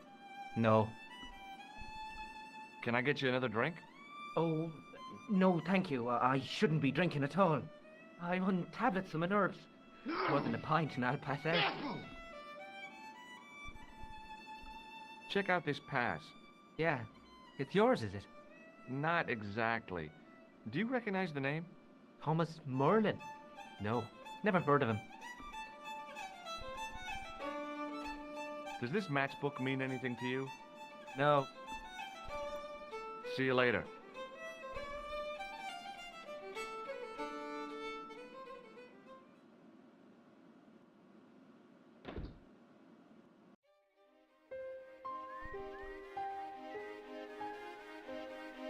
Hey, McGuire. What do you want to know? See you later, kid. Okay,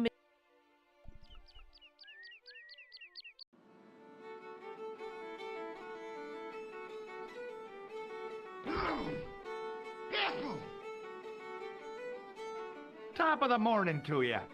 I beg your pardon. Well, that's what you Irish say, isn't it? Do you want something? Or are you just flaunting your xenophobia? Well, I was trying to be sociable. Is it a room you're after? That's not a bad idea. Do you have a vacancy? I could. If you don't mind waiting until the last guest checks out. No problem. When will that be? When the Undertaker comes to collect him. What can you tell me about the castle? You're the second person to ask me that today. I don't know anything about the castle. It's only an old ruin anyway.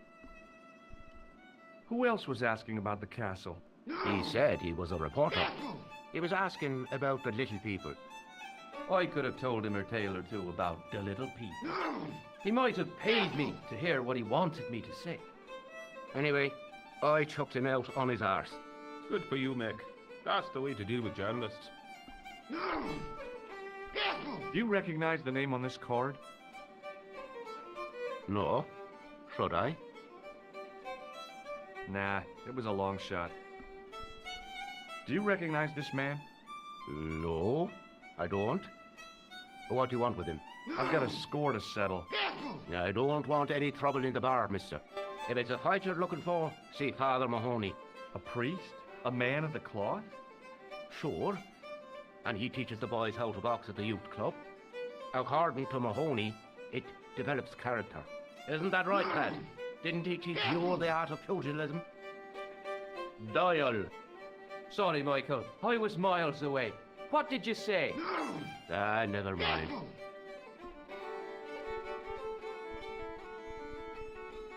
Have you served any, clowns recently?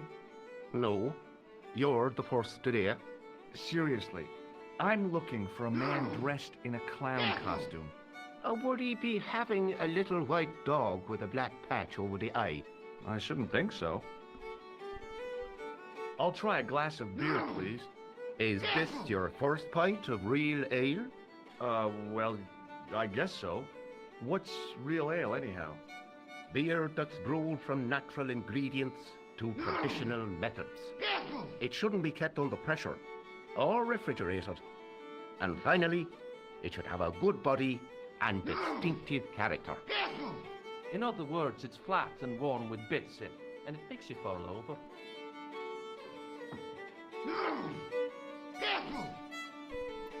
Thanks.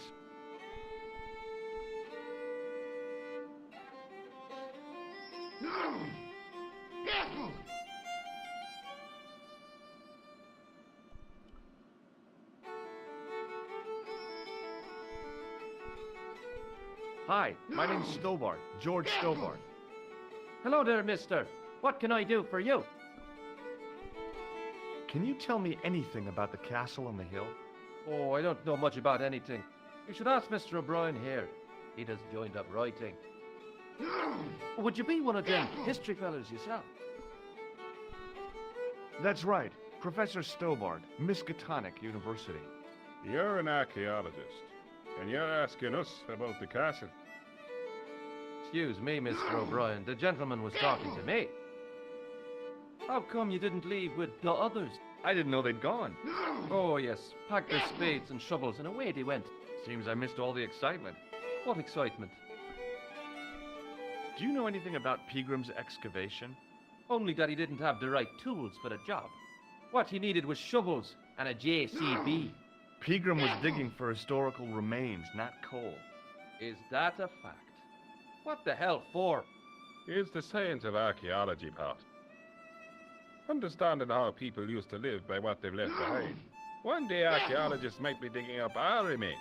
Imagine that, Mr. O'Brien. I wonder what they'll find.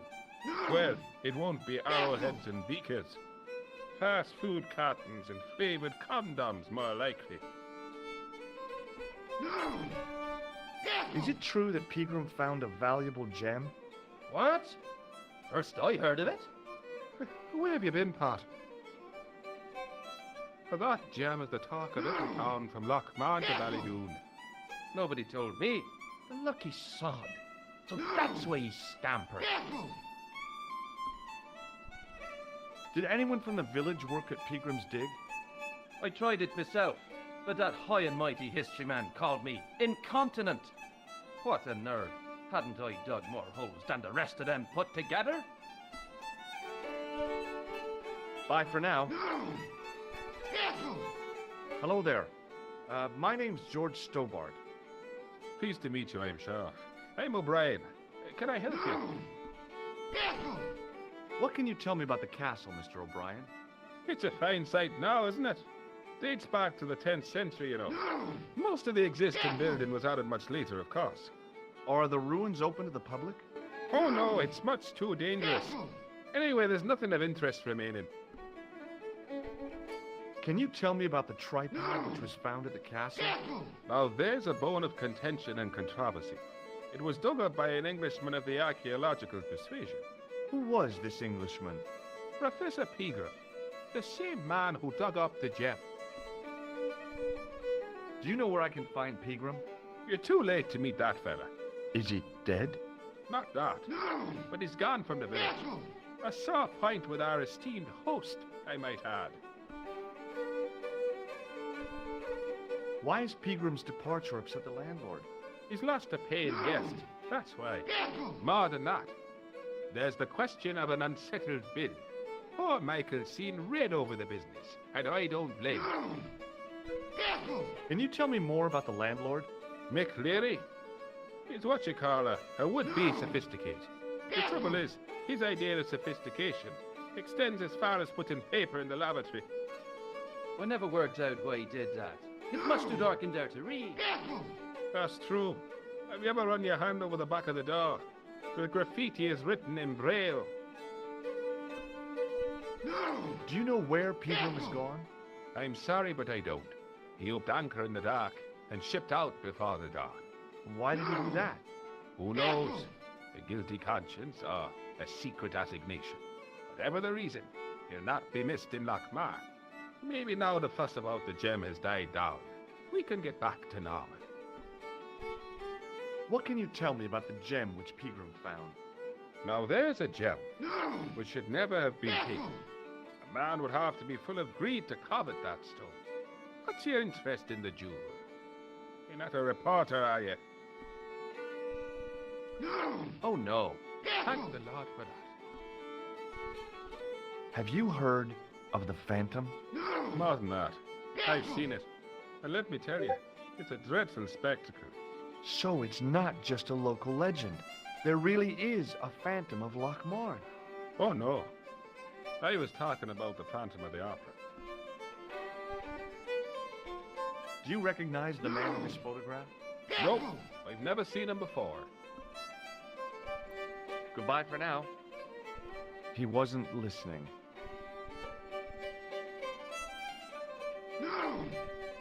The man's arm lay across the towel, preventing me from moving it.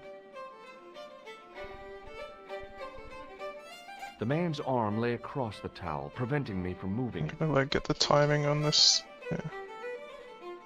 As the man raised his arm to drink, I snatched the towel away.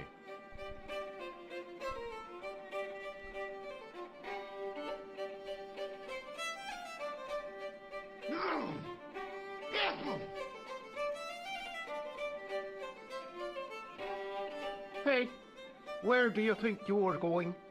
Excuse me? No customers behind the bar. Ever.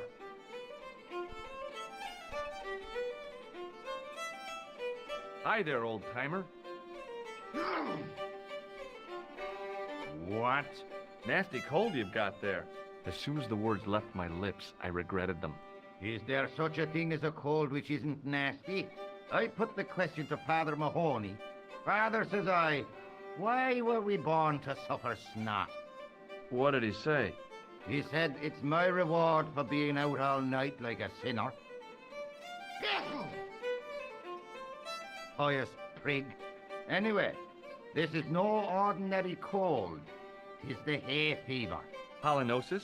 Thank you. You're not a policeman, are you? Excuse me? Police? No. I'd know it if you were. Do you know Pegram the archaeologist? That's the scrawny fellow who was poking around at the castle, isn't it? No, I don't know him. Do you know where I can find Pegram? I told you, I never heard of him. Were you aware that Pegram was conducting an archaeological dig? I don't meddle in other people's affairs. They don't interest me. Can you tell me how to get into the castle? Don't even think about it, me bucko. Lochmarn Castle is haunted. That's what the kid outside told me, but I don't believe it. Then you're a fool. Ghosts don't bother me. I still want to visit that castle. You can't. It's not open to the public. There's no one around to stop me, is there? That's right. Nothing human, anyhow. Have you ever seen the ghost? To be sure.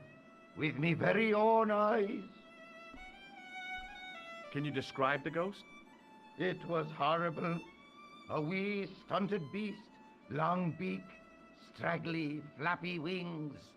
Are you sure it wasn't a wild animal? A rabbit or a skunk or something? Skunk? In Lochmarn? That'll be the day. No, that was a ghost, to be sure. Can I buy you a beer? Very kind, I'm sure. But I don't drink the stuff Leary sells. What's wrong with it? I've seen what it can do. I think I know what you saw on the castle wall. I know what I saw. I don't think so. It was the kid, McGuire. What? He was up on the wall last Tuesday night. He thought you were the Phantom of Lochmarn. Oh! I'll see you later.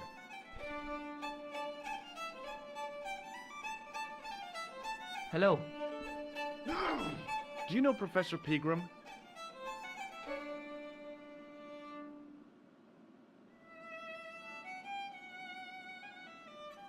He's the archaeologist, isn't he? That's right. Where can I find Professor Pegram? I heard he's gone fishing. I don't know where.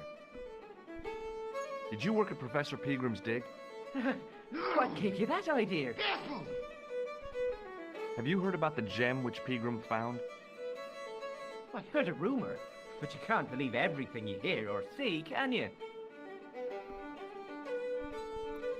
See you later.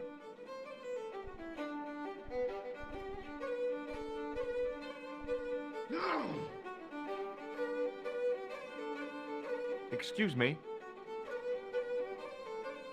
Yes, sir? Do you know a man called Pegram? Indeed I do. Are you a friend of his, by any chance? In a manner of speaking, I am.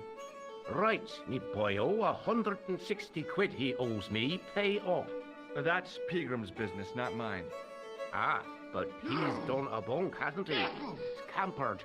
I know. That's why I'm here, to look for him. And what about the money he owes me? When I find him, I'll remind him about it. Did Pegram stay here? Yes, he did. 6 nights plus breakfast. He couldn't have had breakfast this morning. Not unless he had it afore he went to bed.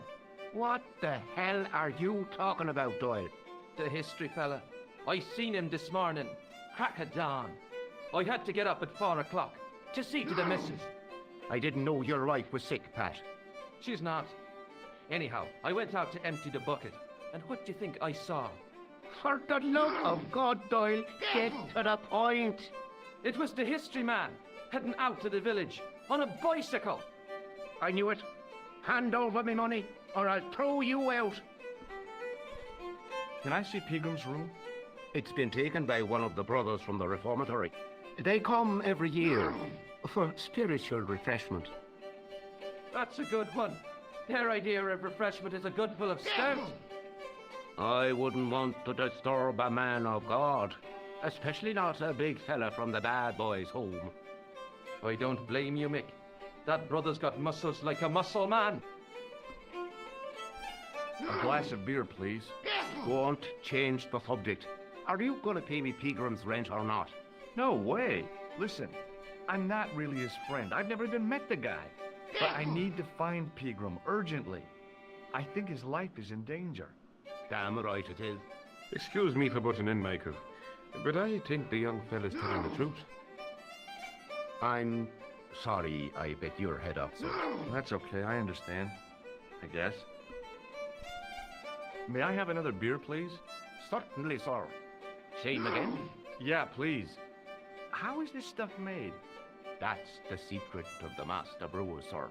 Each barrel is lovingly manhandled in time-honored fashion, suspended on skillfully tied ropes of the finest hemp, lowered into the cellar, utilizing the forces of original gravity, like manna from heaven.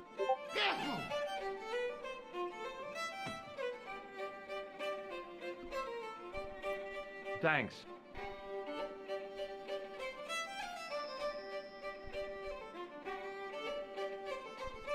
Yeah, I'm just trying to remember how to trigger the next thing.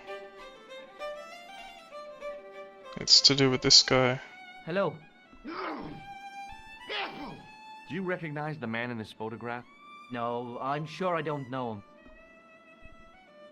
him. See you later. I know you have to get this.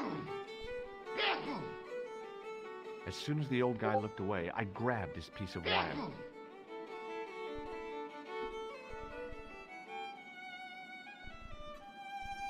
It was a short piece of wire, twisted. Oh yeah, we can give him a beer. I can't pick this up though.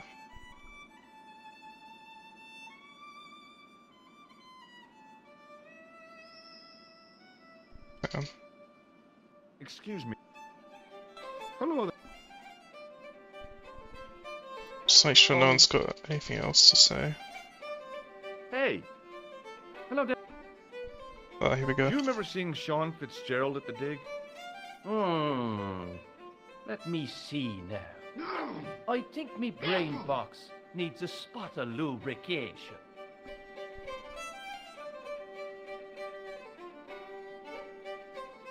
Can I buy you a drink? You most certainly can. Give me a drink for my friend here. Who? Doyle? Has he conned you into buying for him? Shame on you, Patrick. Same again. Just a point this time, Michael. 1 point of round coming up.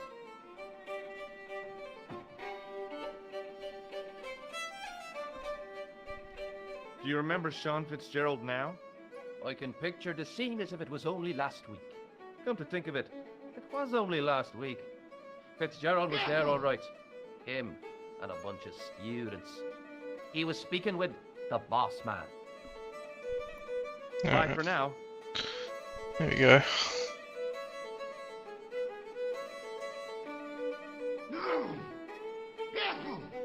Hello. Doyle told me you definitely worked at the dig. You don't believe him, do you? Patrick Doyle is a moron and a scoundrel. Even so, he saw you talking to Pegram. You can't prove that, mister. See you later.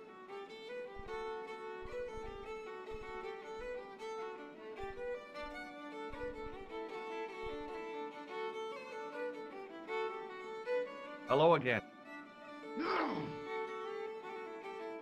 What? What's that you're making? It's a necklace, me bucko. Oh, sure. Made out of steel wire? That's right. A necklace for my pretty one. When my little lover feels it round her slender neck, she'll be mine. All mine.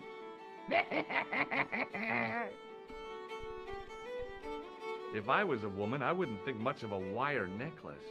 It's not made for a woman. I've got my sights on tastier dishes than women. Flesh as smooth and tender as a maiden's. Bones as soft and white as a newborn babe's. Rabbit, lad. That's what gets my juices flowing.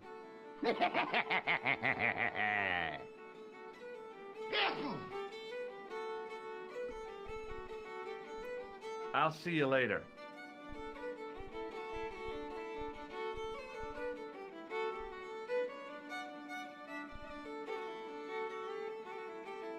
Excuse me. Yes, sir? I don't want any... Hey! Hello there again.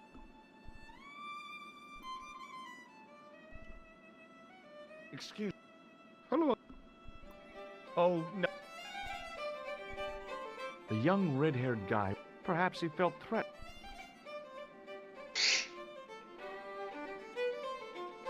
Hello. Alright, I'm gonna talk to the kid again.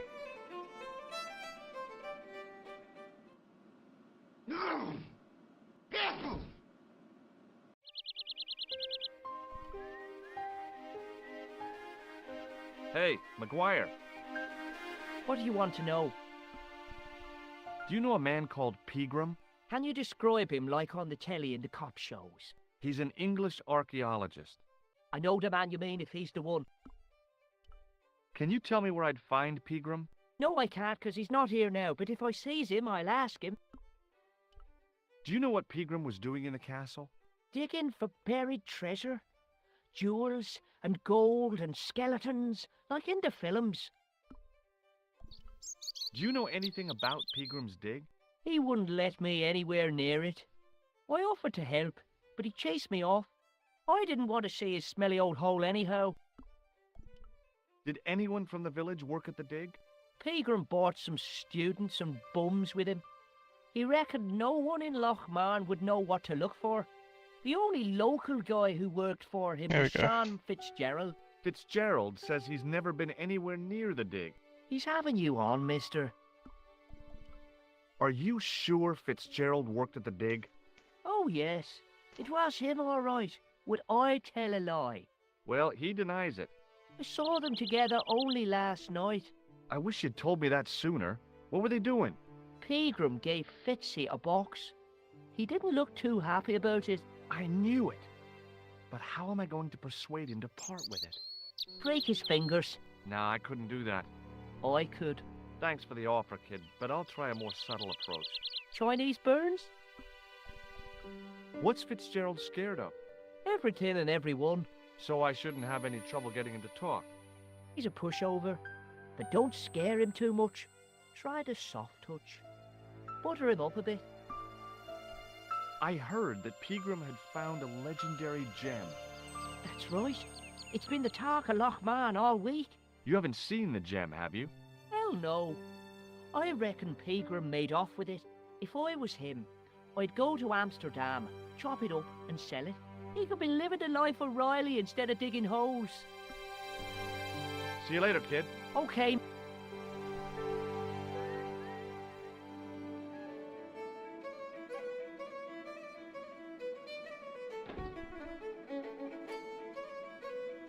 Hello. McGuire says he saw you working at the dig. What's more, he saw you talking with Pegram.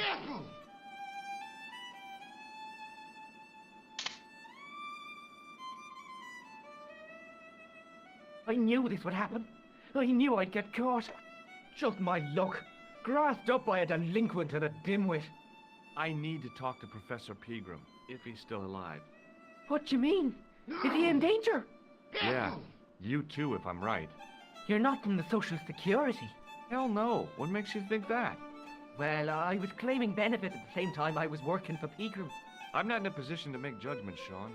That's between you and your conscience. All I want is to talk to Pegram about the gem. But he's not here. I know that. But he left that package with you, didn't he? So where did Pegram go? I don't know. I swear it. He came to see me early this morning. Said he was leaving.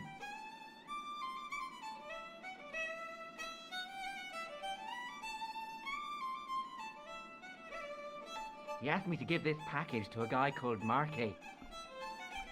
What did Pegram find at the castle? The entrance to an underground chamber. It was filled with earth and rubble. And Pegram had us dig it out.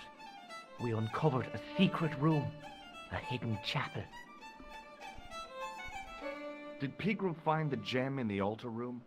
I don't know. He made us leave and wouldn't tell us why. Half an hour later he came out. White as a sheet he was. He closed down the dig and locked up the castle, sent us all away. From the sound of it, Pegram had discovered more than just the gem. Show me what's in the package, Sean. I can't do that. Why not? I promised the professor. So what? You didn't have any qualms about your benefit scam. So where's the harm in taking a peek inside Pegram's package? You don't know these people. I can't. I don't dare. This is your last chance to show me the package, Fitzgerald. I've been patient with you, but now it's time to kick ass. But he'll kill me. Who will? Man from Paris. Jack Marquet. Pegram told me if I gave him the package unopened, I'd hear no more about it. But if I double-crossed Marquet, I'd be dead. I'll deal with Jacques Marquet. Give the package to me. No. Why should I trust you? I don't know who to trust anymore. I wish I'd never even heard of the Lochmarn gem.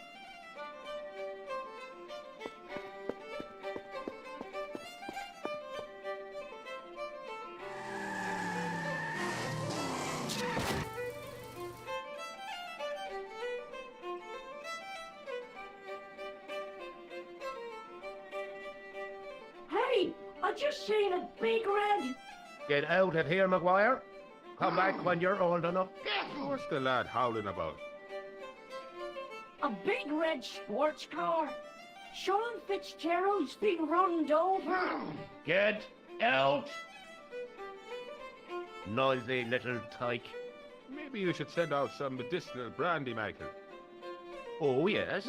And who's going to pay for it? Not me. Me too, neither.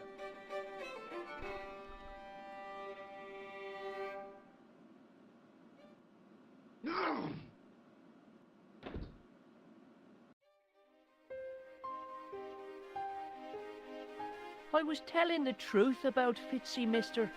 Okay, calm down. Now tell me what happened. I was standing here, minding me own business, when I saw this beautiful red sports car coming up over the hill. Would you look at that, says I, and I going over to take a closer look. Next thing, Fitzy comes tearing out of the pub and nearly knocks me on my ass. Well, the car just flies at him. It was too fast for poor old Fitzy, and hit him an awful wallop. He goes flying up on top. Jesus, says I thought he was a goner. Next thing, the driver hops out, and I couldn't believe my eyes.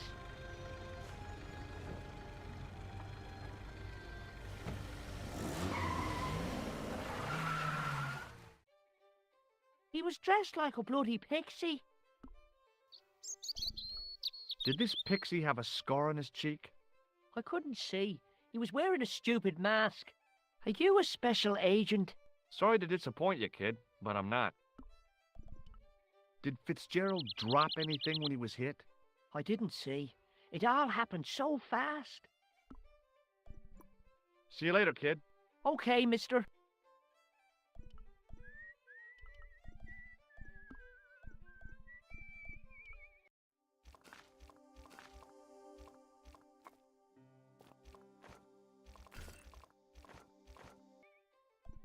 It was a trap door in the sidewalk. The plastic cover had been smashed by the Pixie's car, revealing a switch. I pushed the switch down, but in doing so it snapped off in my hand. It was impossible to return the switch to its original position.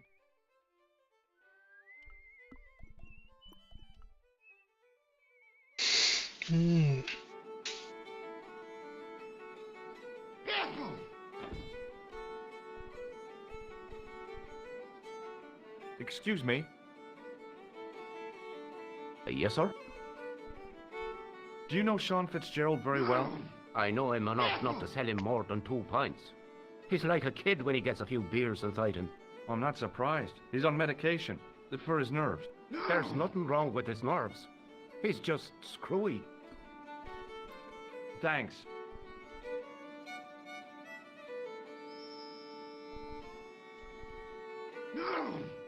Excuse me. Yes, sir? Hey, how about another drink?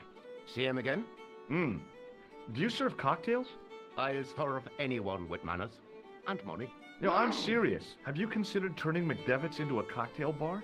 Cocktails are chic, cool, and popular with younger drinkers. What? Kids in the bar? Can you imagine it? Pinball, pimples, and puke. Right, I get the picture. I'll settle for a glass of stout.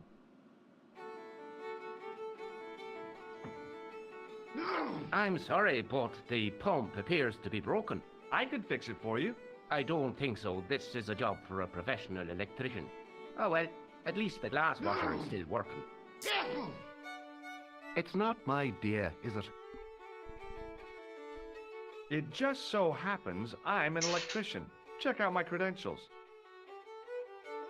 Well, no. Isn't that marvelous? Ha, here's a house bedeviled with faulty wiring of a wayward nature. Here's you, an electric man, with a little plastic card to prove it. I still want to see what you can do before I let you touch me beer pumps. You can make a start on the glass washer.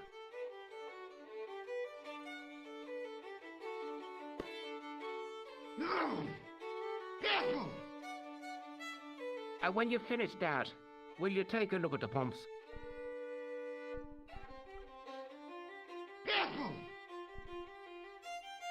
Turn it off and on. Fixes everything. I used all my knowledge of electrical engineering to examine the plug. Seemed fine to me. There was nothing physically wrong with the glass washer. It was an electrical plug. I couldn't see anything obviously wrong with the machine. Turn the switch again.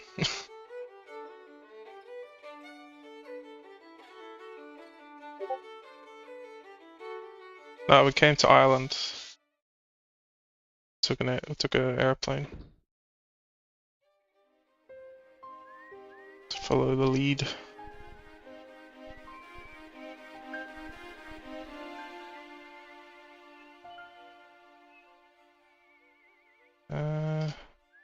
It was impossible.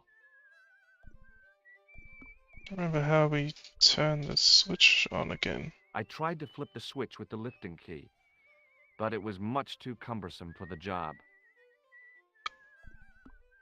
I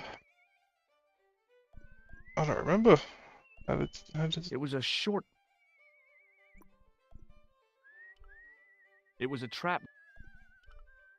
I don't think there's anywhere else we can go yet. We can go up here, but...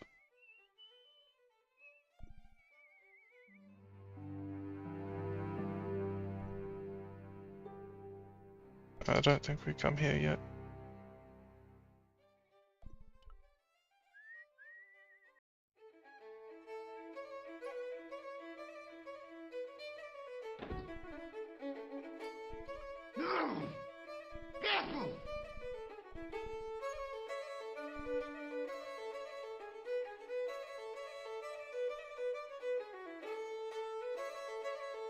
Seems dangerous.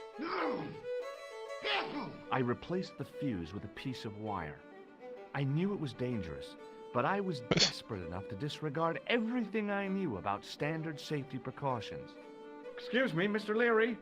I fixed your glass washer, no problem. Bingo! And a blessing to all the saints. A free half-pint to that man on the house. Now, could you take a look at the beer pumps? Well, I guess so, but I'm not making any promises. If you can't fix them, I'll have a riot on me hands. The pumps are in the cellar, right? That's right. You'll find a flashlight down there somewhere.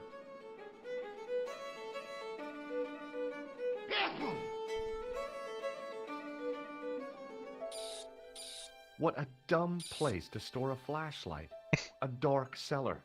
The only way I was going to find anything down there was to feel around.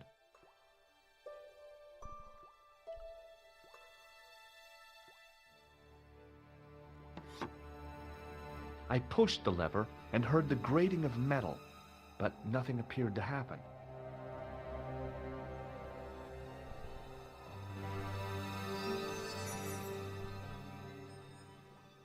I think that unlocks the grate. Open it.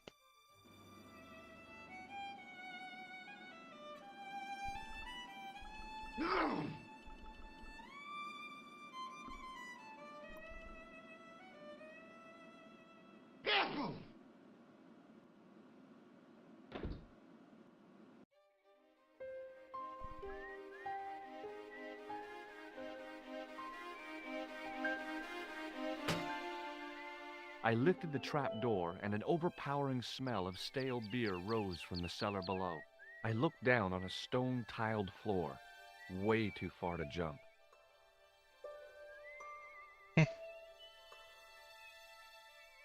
Excuse me. There was a nasty feeling in my guts I usually associated with light opera. It was Khan. What's the problem? Did you see what happened here a few minutes ago? What was that? A man was involved in an unfortunate accident. I didn't see anything. What about the boy? He doesn't know anything either. The kid, well, you know how it is in these rural communities. Not enough genes to go round.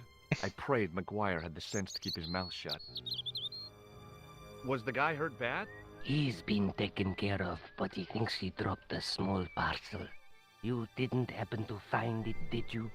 If I had, I would have taken it to the police. Of course. Thank you.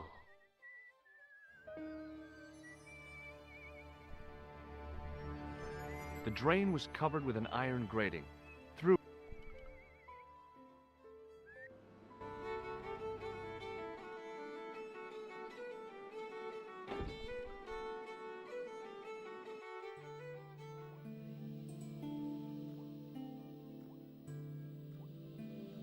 Then I noticed a flash of light, something sparkling beneath the open trap door.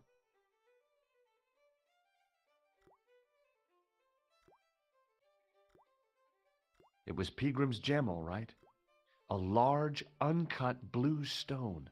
As I held it aloft, I realized the fascination it could command. I guess I was already under its spell. Did you find it? What? Whatever you was looking for. Yeah. Listen, McGuire. I want you to keep this to yourself. No problemo. Just chuck us up a crate of lager. No way. You're not old enough. We can sell it and make some cash. Forget it, kid. I couldn't betray Mr. Leary's trust. I could, for sure. That old misery guts deserves it. If you want to do me a favor, keep a lookout for that guy in the suit. Okay. But it'll cost you a packet of chips. Oh, and shout if you see that Ferrari.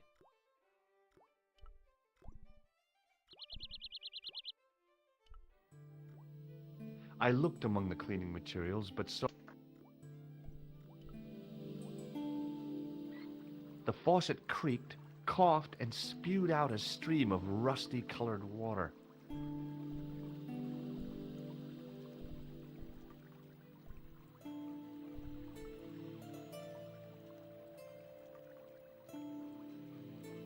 I tried to...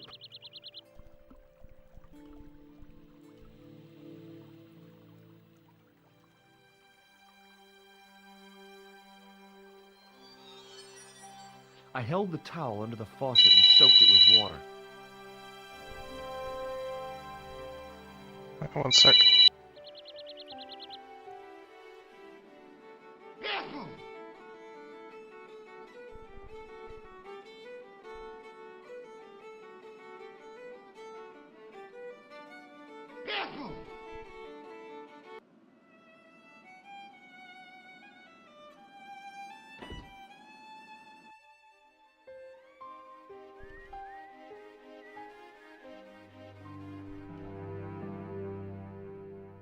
Hi. Do you speak English? Well, no. What if I was to say no? An implication of cognizance shrouded in denial. A pretty poser of a paradox indeed. I gave him the look I'd perfected when I was 12 and was going to be the greatest hypnotist of all time. It was a killer. Are you attempting to hypnotize me, or is it the constipation you're suffering? I was a little out of practice. Did you happen to see a red sports car down on the road? I caught a glimpse of a flash of red on the hill and heard the racket. Sure, it was an awful noise. A sports car, you say? A Ferrari, to be exact. A racing car? And what was it doing here? The poor fella must have been lost. The driver of the Ferrari was involved in an accident. Is that so? Yeah, he knocked somebody down outside the bar. What an idiot! How could a thing like that happen? He was traveling too fast. So fast, he ran right under the car? I mean, the car was traveling too fast. But you'd have thought the idiot could have heard it coming.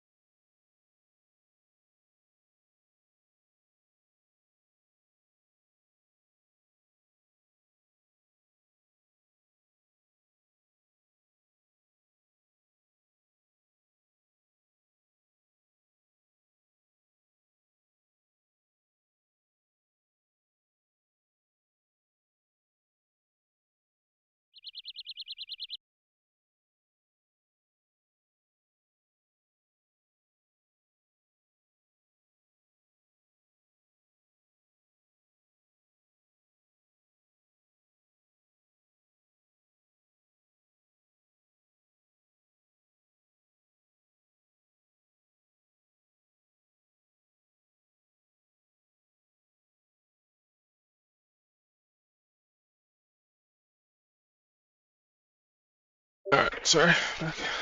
Have you seen Professor Pegram? No. That's my mobile. Up and gone. Do you happen to know what? I don't have it. We do have a landline, but no one calls it.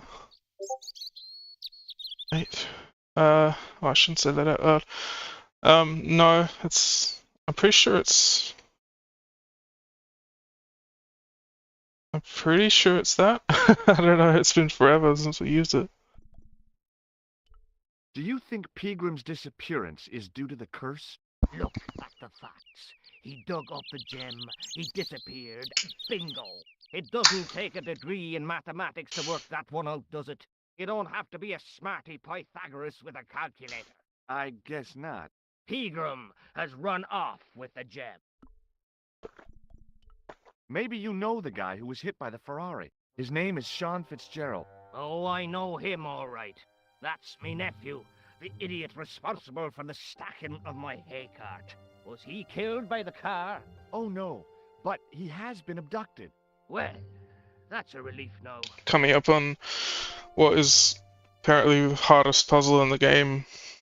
Whenever people talk about this game, they always mention this puzzle. More? From what you say, it's too late. Well, you could report the matter to the police. Better not.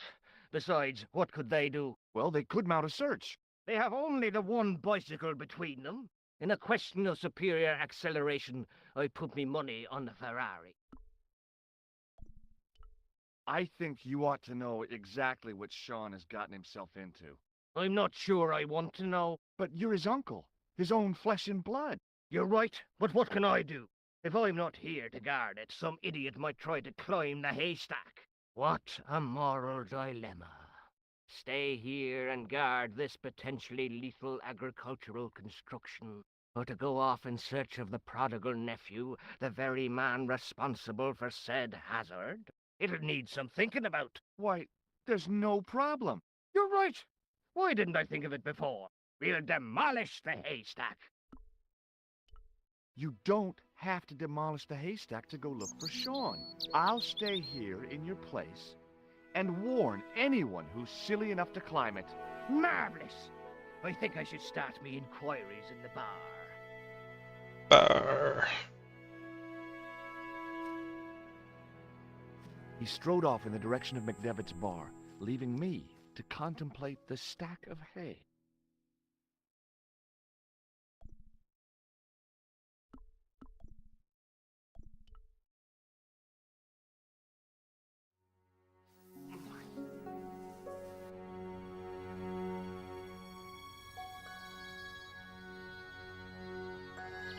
The stack of hay stopped, short of the top of the wall.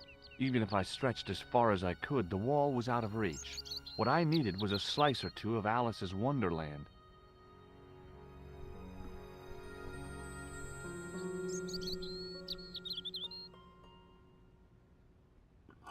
I inserted the end of the lifting key in the mortarless crack and gave it a firm shove. It remained lodged in the wall, jutting out to form a step. Yep. Yeah. Always lying to people. Stealing stuff, breaking stuff.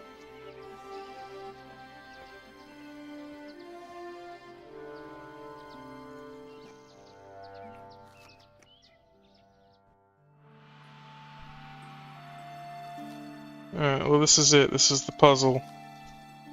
It was the fiercest, meanest-looking old goat I'd ever laid eyes upon. I don't think you can get hurt, but I'll save it anyway.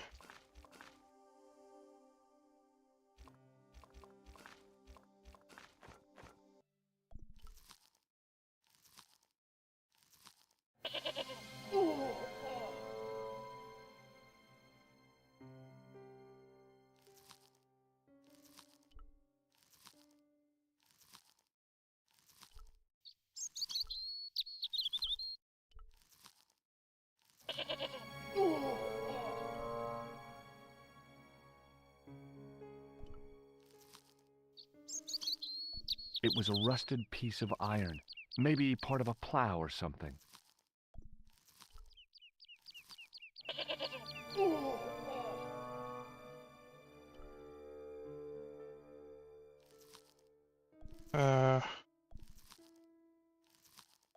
So I mean, I remember vaguely, but you have to like bait it. Quickly get up and then go to the plow. Yeah. I don't know, it doesn't seem that hard. There's not that many things to do, but it's hard to know because I know how to do it, so. The rope by which the goat was tethered had become tangled on the old plowshare. Apparently people got stuck there forever.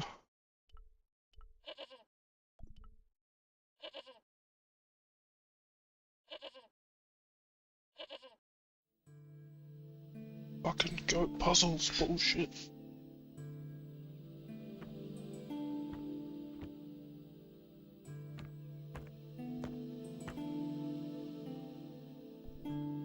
It was a statue which had fallen from its place on the wall.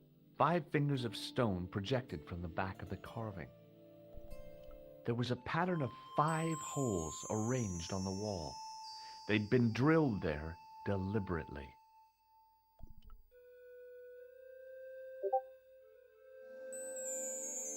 The statue was too heavy to lift. It overbalanced into the sand.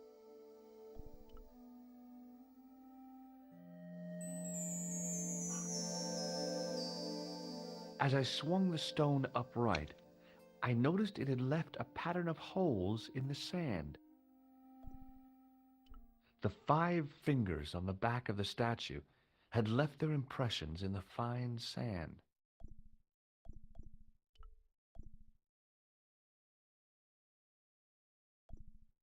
The sack contained a fine white powder. As I dipped my fingers into the soft white powder, I realized what it was. Plaster of Paris. I'd used it in kindergarten to make casts of animal paw prints. Behind the altar was a carved panel decorated with animals, birds, and plants.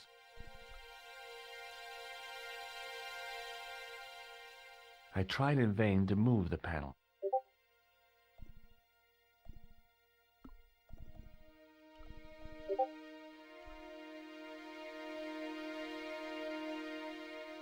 Silver apparently is going up, yeah, or has gone up a ton, the price of silver. On the sand until the holes were filled. I'm seeing it on 4chan, a lot of people talking about buying up silver for the last like couple months.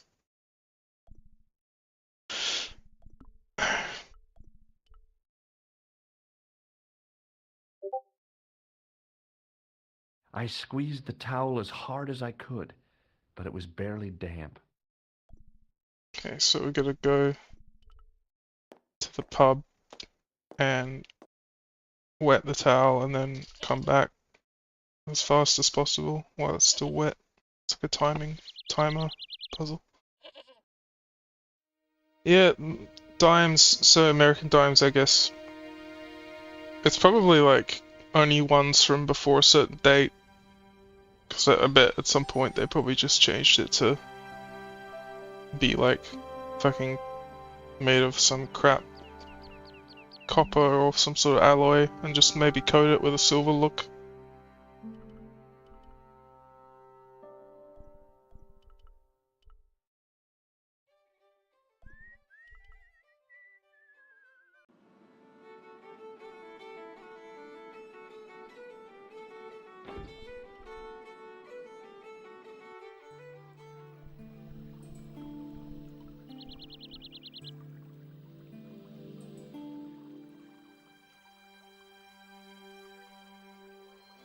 Alright.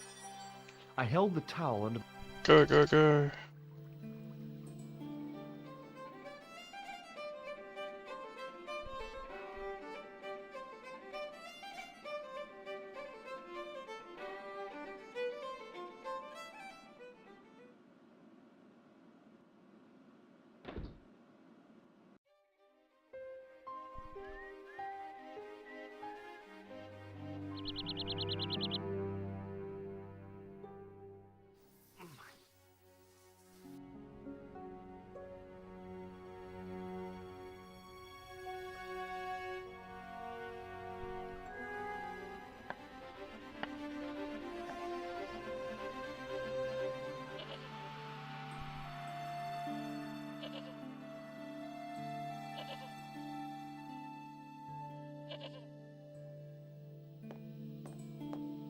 It's probably doomed that goat to die because it can't get to the grass to eat now.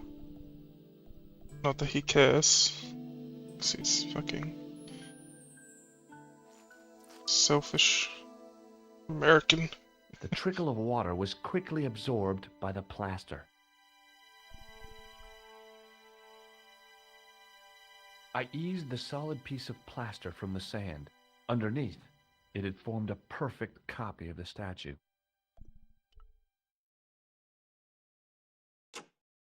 The hardened plaster cast fitted snugly into the 5 matching sockets.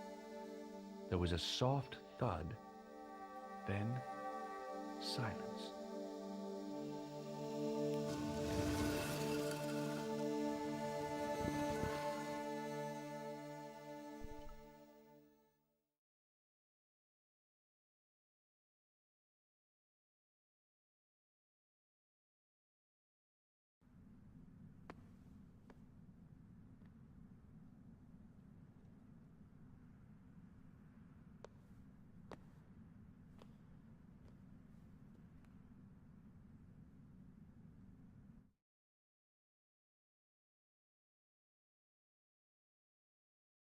So, where did you stay last night?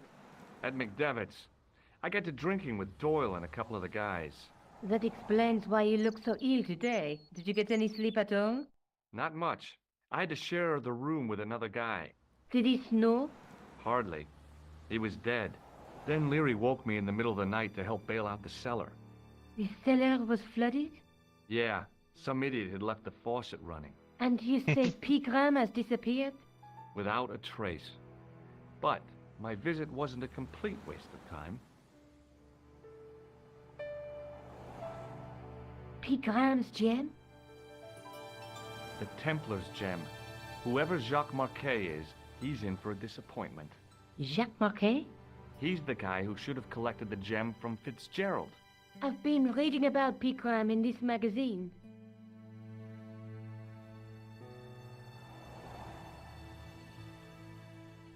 The media got its claws on him.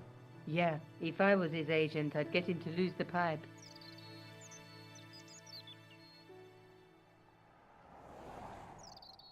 That dig must have been pretty important to him. He resigned his chair at Durham University to go to Ireland. And now he's disappeared.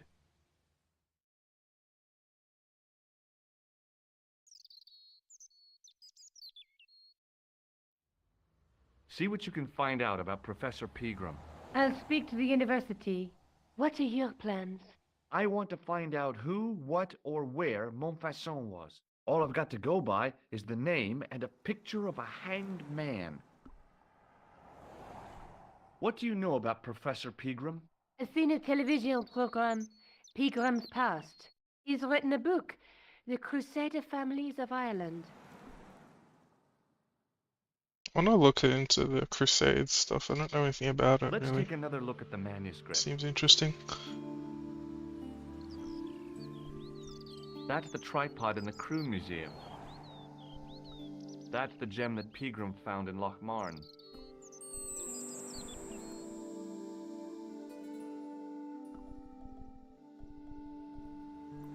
I can't sit here all day, much as I'd like to. Okay. Don't forget to look for Lobineau at the Crown Museum. And why don't you see if Rosso has heard anything? Okay. Anything else I can do for you while I'm out? Shopping, a trip to the laundromat? Just take care of yourself.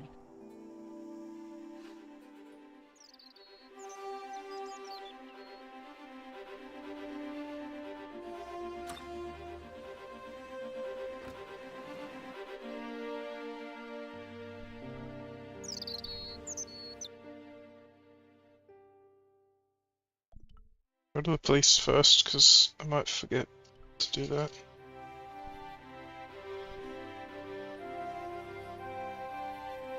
Excuse me, What do you want now? have you heard of a man called Marquet? Yes. He used to be known as the Mole of Montmartre. I heard he's been hospitalized, probably by one of his rivals. Which hospital was Marquet taken to? The Hagenmeyer Clinic in the Avenue des Hérissons. Why was Marquet known as the Mole of Montmartre? Because he lived in Montmartre, I suppose. Yeah, but why the mole? I don't know. Maybe he ruined people's lawns. I'd like to report an assault. Yes, monsieur? Where is the victim? I'm the victim. I've been harassed by a pair of thugs. I see. And where did this alleged assault take place? Outside the Hotel Ubu. They stopped me as I was leaving and went through my pockets. Could you describe the suspects, monsieur? One looked like a gorilla, and the other looked like a weasel. Their names are Flap and Guido. Bon. I'll get them this time. What are you going to do about Flap and Guido, Sergeant? I'm going to bust them, monsieur. For years I have been hoping to pin something on that pair. Now's my chance. I'll show them. And the inspector. Thanks, Sergeant. Thanks for taking me seriously.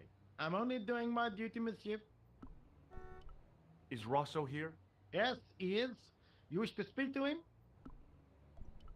Yes, I do. One moment. It's Stobart, monsieur. He insists on talking to you again.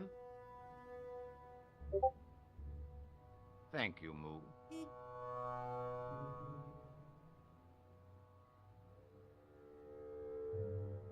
Yeah, I mean... I'd love to make a game like this. The point-and-click adventure would be fucking sick. That's like one of my main, like, if I...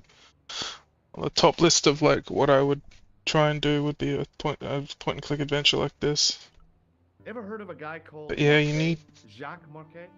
voice actors and art, but I guess AI can do both of that now. Record for suspected blackmail, kidnapping, arson, and art theft. An all-rounder, huh? How come he's on the loose? His bravado is matched only by the courtroom skills of his attorney. Have you heard of Professor Pegram, the archaeologist? Molly Pegram, the second son of Lord Barclay Pegram. I don't know. I only read about him in a magazine. So much for the efficacy of rehabilitation. What has he done this time? He made an important archaeological find in Ireland. Do you know Pegram well? I have connections with the family, but I wouldn't say I knew him at all. Is his name really Molly? Of course not. That was the nickname he was given at school. All his friends and acquaintances know him as Molly. So long, Inspector.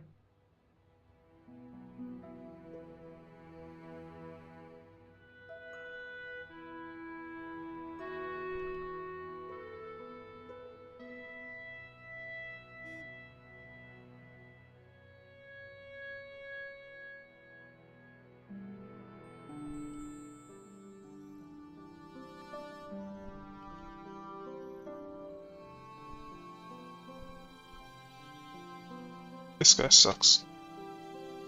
I beg your pardon. Are you Andre Lobineau? That's me. You want my autograph? No. I was told you may be able to help me. Help? My name is George Stobart. I'd like your professional opinion. Well, okay. Shoot.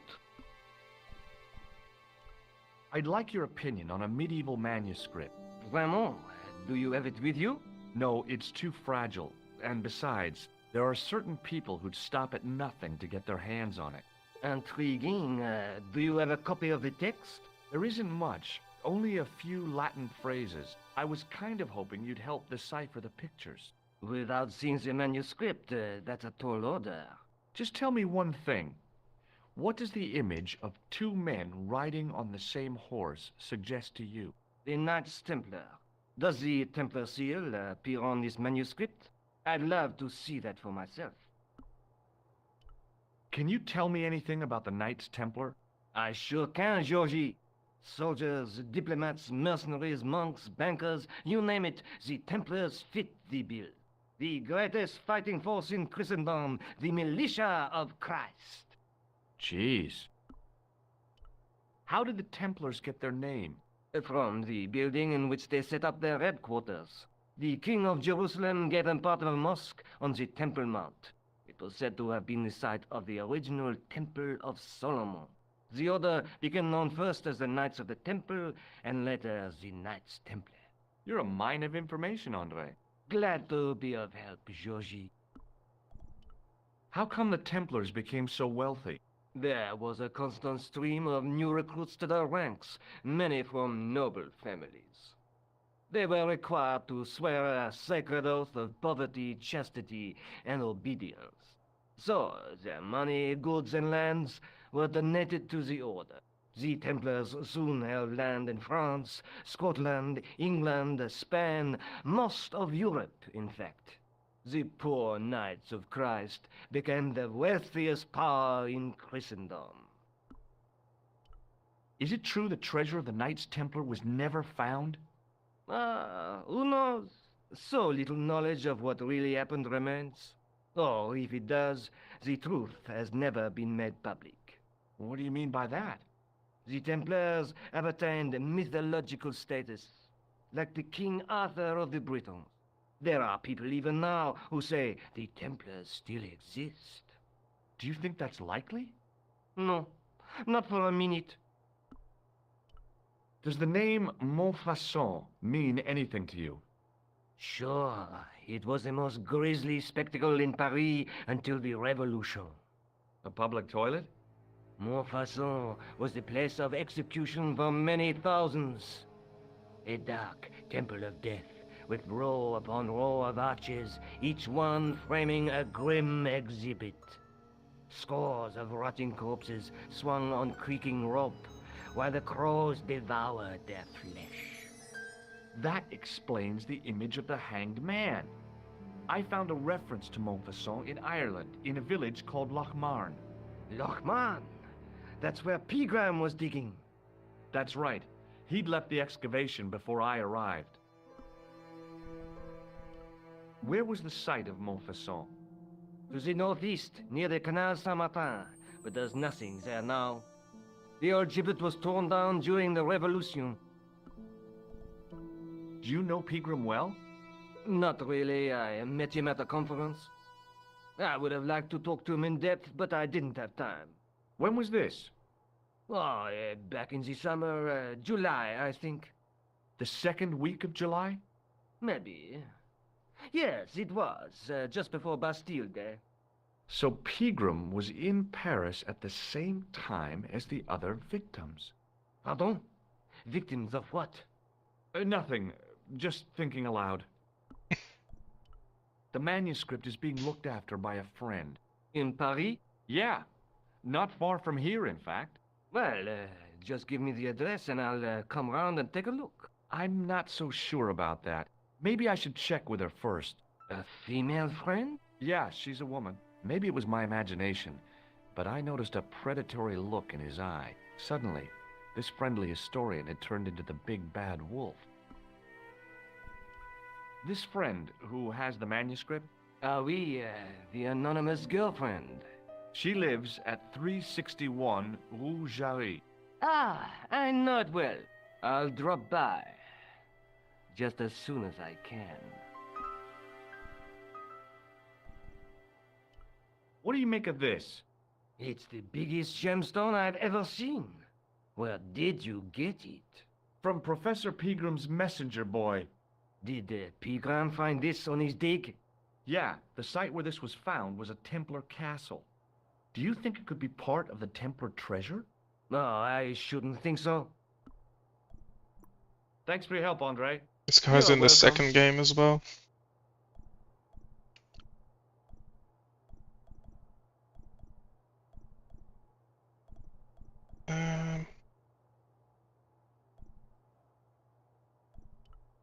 High above me was a window.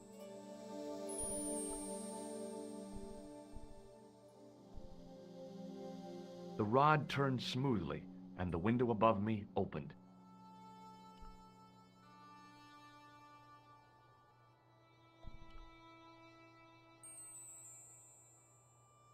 It was an ancient Egyptian sarcophagus with a beautifully painted effigy of its owner on the lid.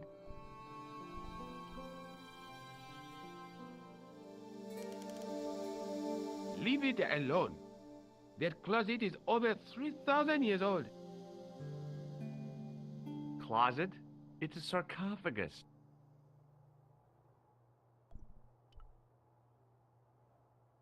Don't remember if you're supposed to do this now or not, but we're hiding this. Attention! Don't you think it's kind of stuffy in here? Better stuffy than dead. What's the problem? Fumes from car exhausts? Not just that, monsieur.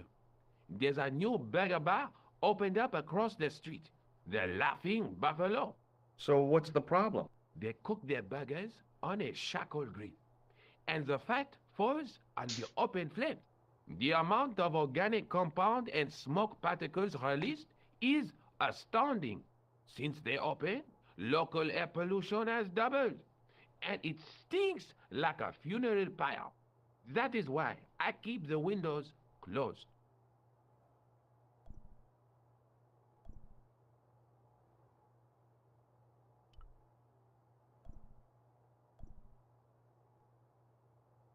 Just gonna like wait for him to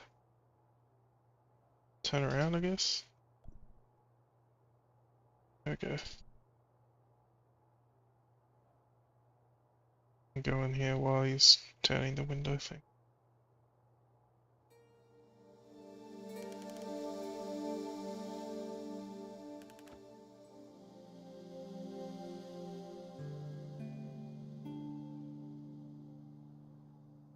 This is ridiculous. I could be here for hours. Okay.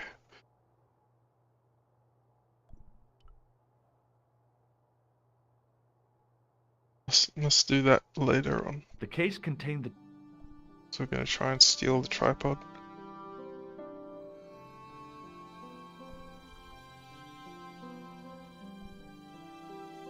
Go here first. I once read a list of low-stress jobs. It didn't include police work. Obviously, this guy hadn't read the same list. Oh, he's such a dickhead. The guy's taking a break, having a drink. He's like, oh, what are you doing? You're not doing police work. Excuse me, officer. And how may I help you? Shouldn't you be off directing traffic or something? You have seen the Parisian traffic, no? Yeah, so? I could direct the traffic. The most dangerous, the east side of Rome. Or I can sit here and enjoy the sun, the architecture, and the Sauvignon. Which would you choose? Yeah, but I'm not a policeman. What happened to duty? An excellent question, monsieur. What do you know about the Knights Templar? Les Templiers. Only that they were excommunicated in 1312 and hanged in their dozens within this very square. Boy, what they teach in the police academy these days. No, monsieur. I read it on that board over there. I'll see you around. Oui, monsieur. I'll be there. This guy's in the second game as well. I'll probably play the second one after this. In French, English, and German, it read, "In 1312, Pope Clement V dissolved the Knightly Order of the Templars and excommunicated its members on charges of heresy. In the following 2 years, many of the knights were hanged on this site. Their Grand Master, Jacques de Molay, was burnt at the stake on an island in the Seine."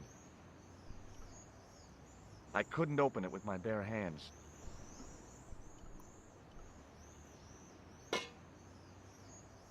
Hey, you! What do you think you're doing? Leave that comer alone. Now. Sorry, no harm intended. You stay away from that. There was no water to frolic about in, and the leaf mold that was collecting there just wasn't the same somehow.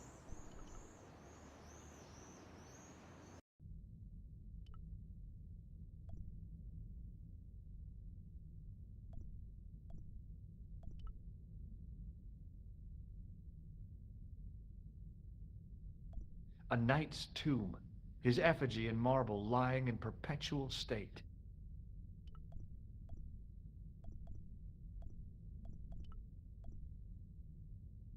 A knight there in the company of his fellows. Just think, there's a dead guy under there.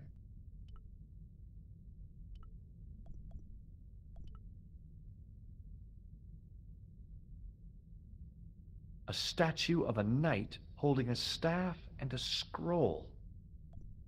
The statue had any secrets. It was concealing them pretty well. On the end of the staff was some kind of disc with a cross on it. Around the base of the disc was a hairline crack. Well, I could have just taken the end off the staff, but I wanted to be sure what I'd be getting out of vandalizing a church, other than deported. Per disciplinum meum lux videvis.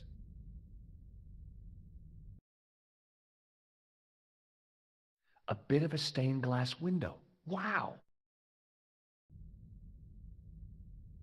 Hoping for a big insight while squinting through a hunk of statuary had been pretty optimistic, I guess.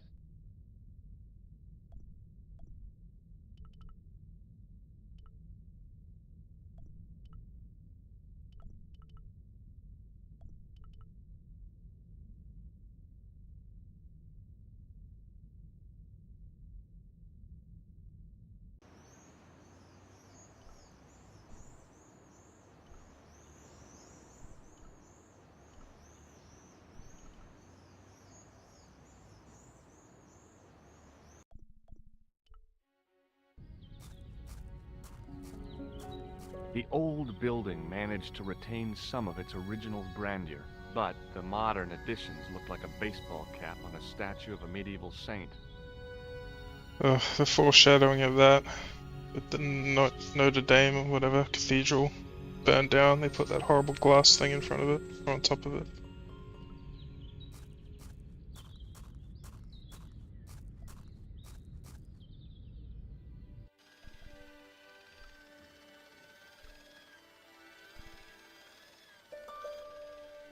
Hi, my name's George Stobart.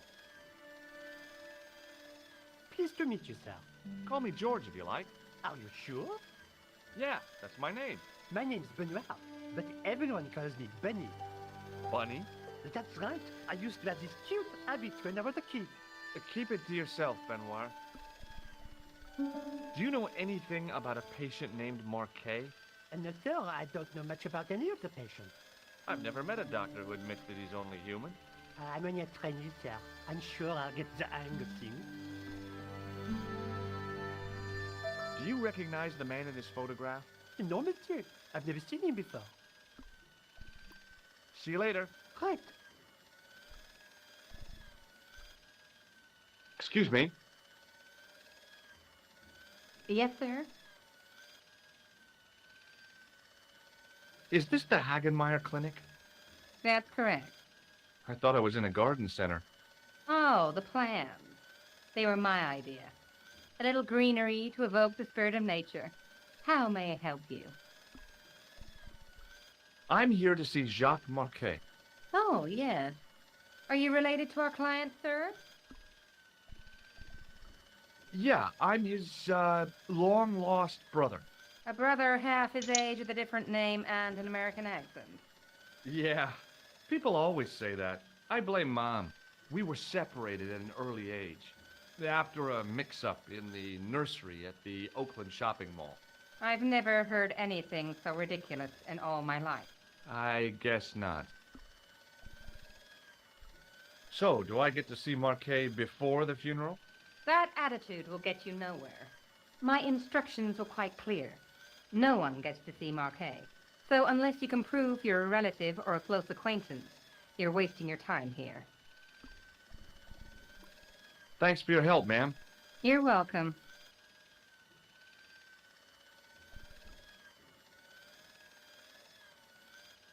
Hi, my name's George Stobart. Really?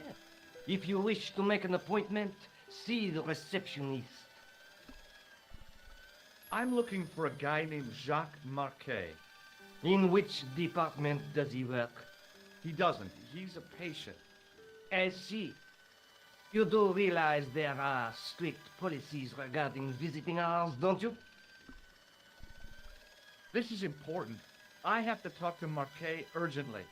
We make no exceptions to the rules. It's a matter of life and death. The well-oiled running of this hospital is a matter of life and death. That's why we have rules.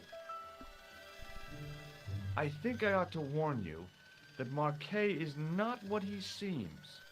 Explain yourself. He's in league with a bunch of guys who want to take over the world. Nonsense. Besides, Marquet's employers have paid in advance for one of our most exclusive private rooms. Could you tell me who Marquet's employers are? Certainly not. Thanks for your help.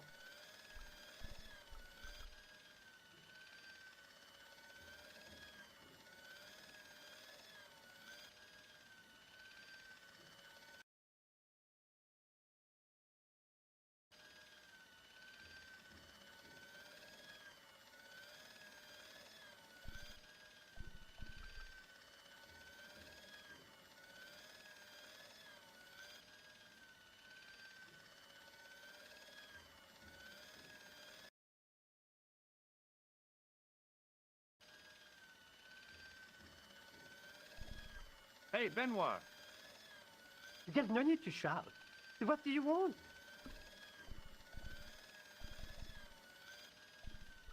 Do you recognize the man in this photograph? No, monsieur. I've never seen him before. Does this false nose mean anything to you? No, it doesn't. What does this tissue mean to you? Is that a nasal discharge, sir? No, it's grease paint. Have you ever heard of a guy named Merlin? No, sir. See you later. Right. Excuse me, sir.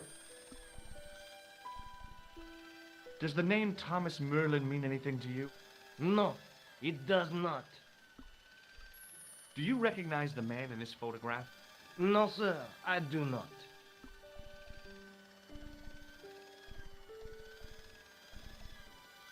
Thanks for your help. I don't remember. How to proceed. Yes, sir.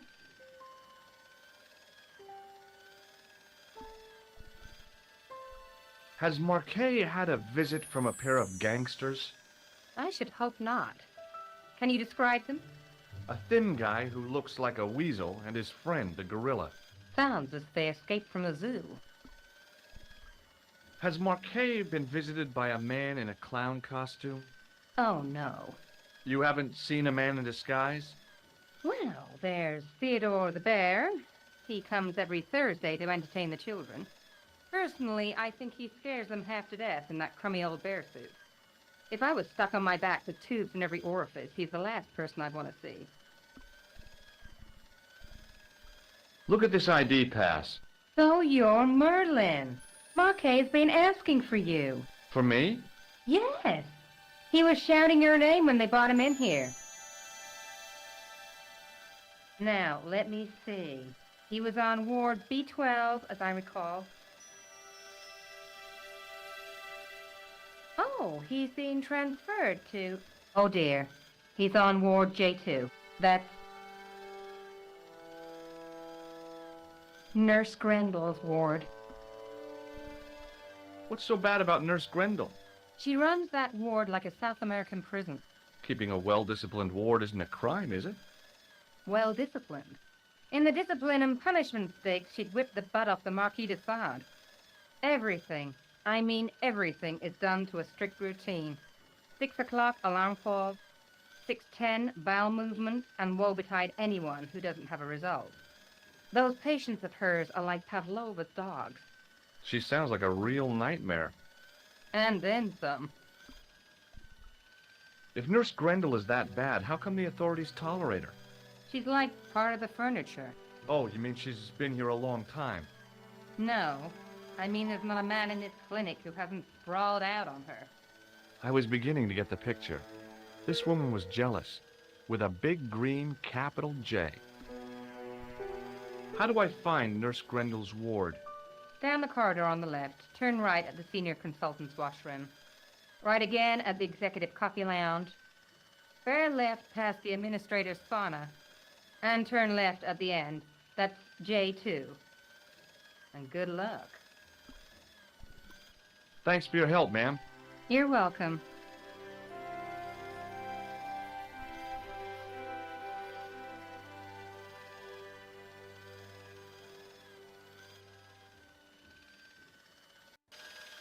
As I turned the corner, I saw the source of the hellish noise which echoed through the corridors.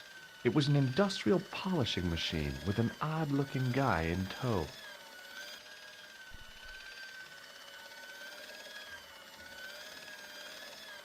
Hey now, you can't go in there. How come? I'm responsible for the contents of that cupboard.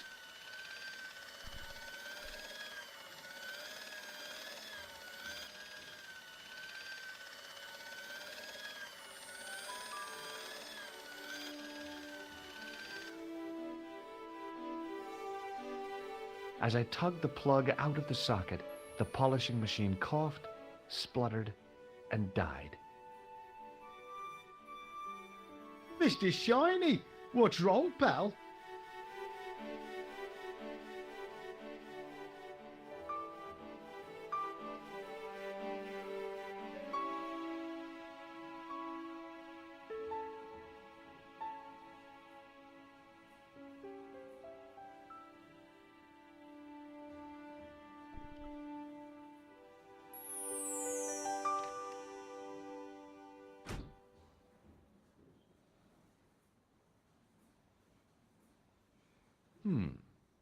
Dr. Stobart at your service.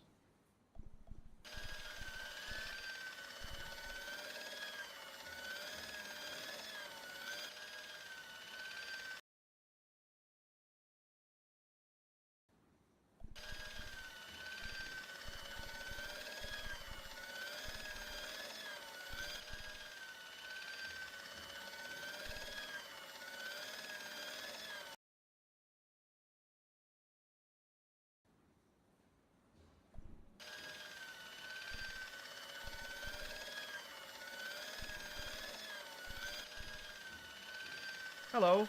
What's that? I said hello. Oh, hiya. I'd like to talk to you for a minute. That's what I thought you said. Don't look so down in the mouth. No matter how bad things seem, I never let life get on top of me. Oh, yeah? What's your secret? Why, it's easy. All you have to do is smile and whistle this little tune. You know what? If you start whistling, I'll bust you in the teeth. It's a deal. Do you know a nurse called Grendel? Sure I do. Is she on duty today? Yeah. End of the corridor, Ward J2.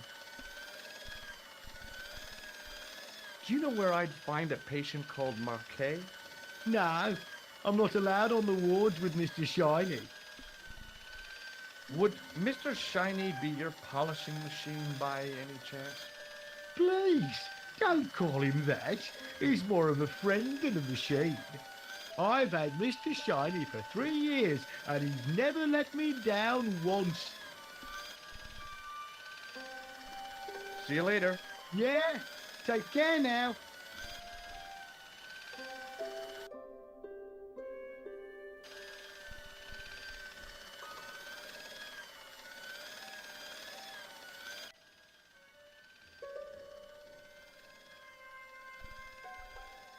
Hey, Benoit.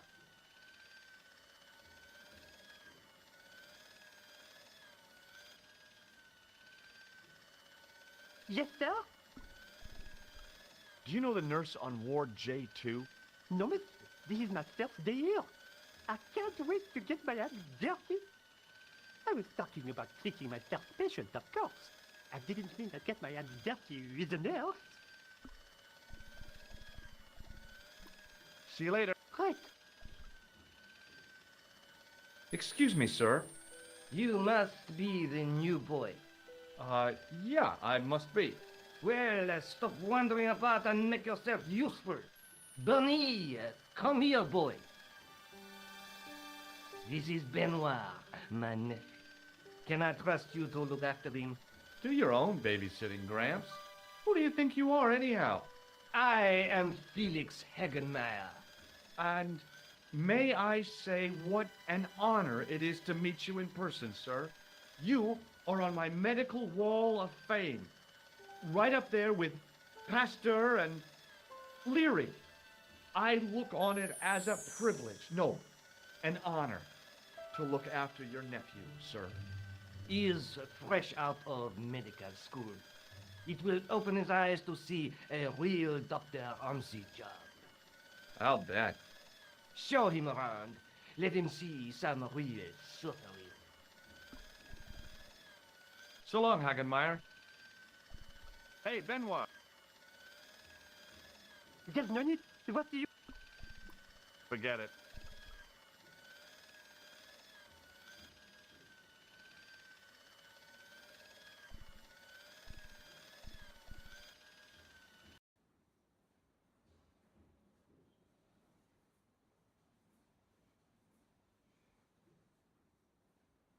Good afternoon, doctor. Oh, hi. Is this Ward J2? Yes, sir. The patients are ready for your inspection, doctor. Thank you, nurse. Well, who's first? Monsieur Croquet in bed 2. What's his problem? He's been complaining of loss of consciousness.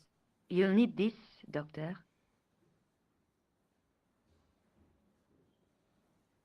She gave me a long, narrow metal box and a stunning smile. Thanks.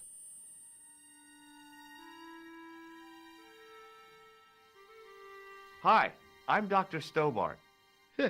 Hello, Doctor. The nurse told me you keep losing consciousness. That's right. I've had the problem as long as I can remember. It's a real out-of-body experience. Like death, but not so conclusive. I see. How long does it last? Just a fraction of a second, and then I recover. I might not have been a doctor, but I was formulating a diagnosis all the same. This guy was nuts. I know exactly what you mean. It's known in the medical field as blinking. Is it serious? Of course it isn't serious. It's perfectly natural. But just think, 2 seconds every minute. What? Balances. That's almost half an hour every day.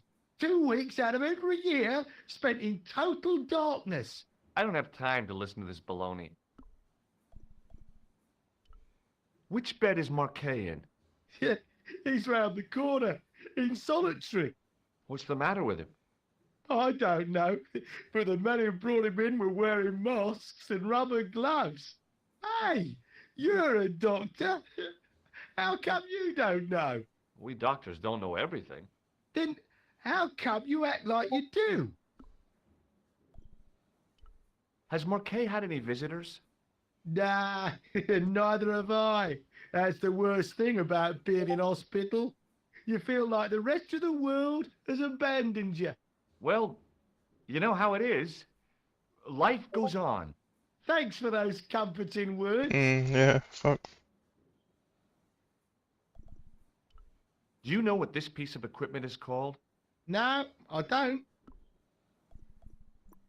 Well, goodbye and good luck. Thanks, Doc.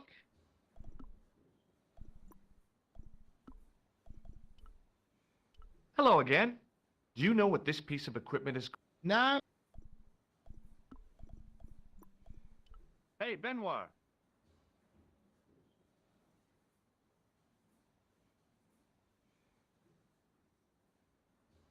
Yes, sir? Here, take this pressure gauge. Thank you, sir. What do you want me to do with it? Well, keep it safe until I think of something.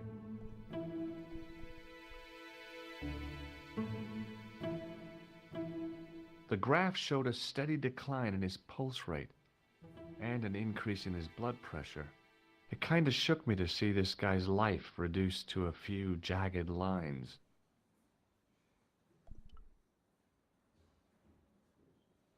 Could you take a look at the client in bed number 3 now? His name is Eric Sopmarsh. What's his problem? He's delirious. He just now came out of theater. He's recovering from major surgery. I'll have him up and about before you can say, Lazarus, get out of your bed and walk.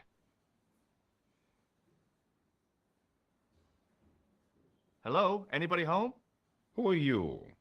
My name is Dr. Stobart, and I'm here to steer you down the rocky road to recovery. Dr. Monroe said there was no cure for what I've got. Your problem is you stayed in bed too long. Are you sure you're a qualified doctor? You better believe it. What's your impression of Nurse Grendel? She's a very efficient young woman. Efficient? You make her sound like a vacuum cleaner. I've no complaints. The woman in reception described Nurse Grendel as a monster. Well, that's simply not true. She's quite strict, but that's her job, isn't it? You've got to have discipline in a place like this. What can you tell me about Marquet? He's the man in the private room, isn't he? That room was mine before I was tossed out like a common squatter. Do you know what's wrong with Marquet? They won't even say what's wrong with me. Tell me, Doctor, what's your opinion? It's too early to say. But I've been here for 3 months. See you later. I remember getting stuck here a lot. His As a kid. temperature was normal, with little fluctuation either way.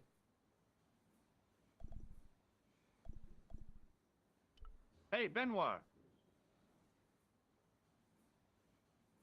Yes, sir? Forget it. Doctor? What is it now, nurse? Number 2 again. He won't tell me what he wants. He says he'll only talk to a man. Do I have to? That guy's nuts. Doctor, I'm surprised at you. There's no way to talk about our clients. Okay, I'll see him. But I'm telling you, he's a hypochondriac.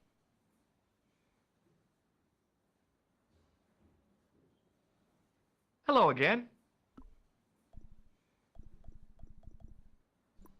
Well, Thanks, Doc. hello again. Well, Thanks. hey, Benoit.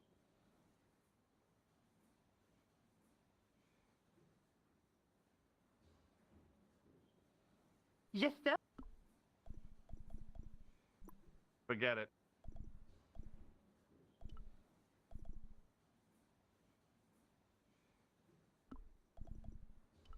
Do you have a patient named Marquet on this ward? Oh, oui, monsieur. He is in the private room at the end of the ward. He has been placed in strict isolation. Why is Marquet in quarantine? If you wish to know more, you'll have to speak to Herr Hagenmeyer. All I know is that Marquet's room is strictly out of bounds. Do you know who paid for Marquet's room? No, of course I don't. Preferential treatment like that must cost an arm and a leg. That's not my concern, monsieur. Do you have any clowns on the ward? Why, yes, we do. A professional clown. I'll bet he lightens the place up. Hardly. Monsieur Boissy has been in a coma for the last 3 months. What's wrong with Boissy? He was involved in a very nasty accident. A silly stunt involving a unicycle. His current condition is due to post-traumatic shock. It's unlikely he'll ever perform as a clown again. It's an ill wind that blows nobody any good. Thank you, nurse. Au revoir.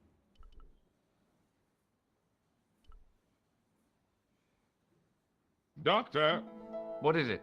You haven't taken my blood pressure.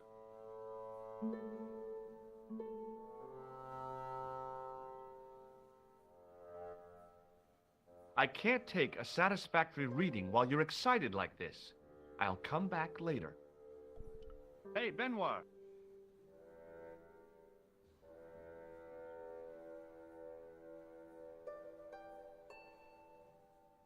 Yes, sir? Are you ready with that pressure gauge? Primed and ready to pump, sir. What do you want me to do with it? Use it on Eric Sopmarsh. Okay.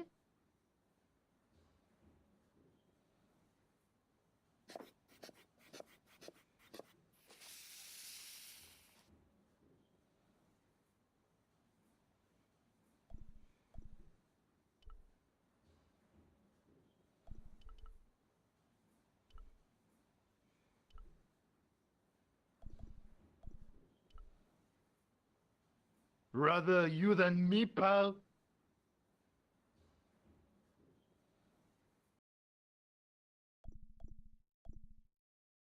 Marquet was either peacefully sleeping or placidly dead. Rousing him in the latter case would take a miracle.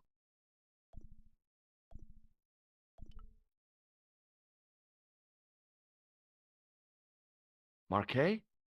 Yes, I am Marquet. I've been expecting you. You have? Well, what are you waiting for? Get it over with. I just want to know what I should do with the gem. The Lachmar gem. Yeah, right here in my pocket. I thought you were one of the assassin. Not me. I never inhaled. So, you were sent in my place? Yeah. You could hardly make the trip to Ireland in your condition. What should I do with the gem? Deliver it to the Grandmaster quickly. Tell him that I have found the tripod right here in Paris. What, you have it? Not yet, but it's being taken care of. I hired a couple of stooges with a flair for petty crime. Would that be Flap and Guido by any chance? You know them? We've met. What about the Hashashin? He's more likely to have followed Klausner.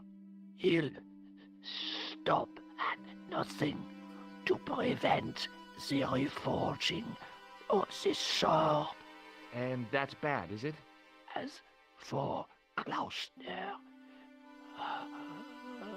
he has gone off to Syria on a wild goose chase. They have geese in Syria? He has a theory about the location of the... That's enough excitement for one day, Monsieur Marquet. What are you doing here? Talking to this patient, of course. Monsieur Marquet is my patient. Herr Hagenmeyer was to hear that. Okay, I'm going. I'd learned all I could from Marquet anyhow.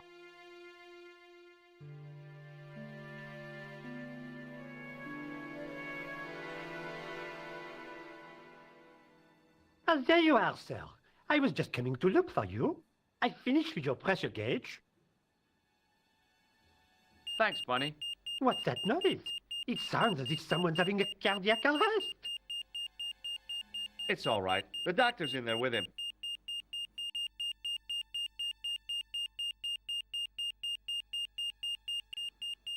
Are you sure he was a doctor? Oui, monsieur. He showed me his ID. It was Dr. Braille. There's no Dr. Braille working here. He's an imposter! The door's locked. Help me, officer.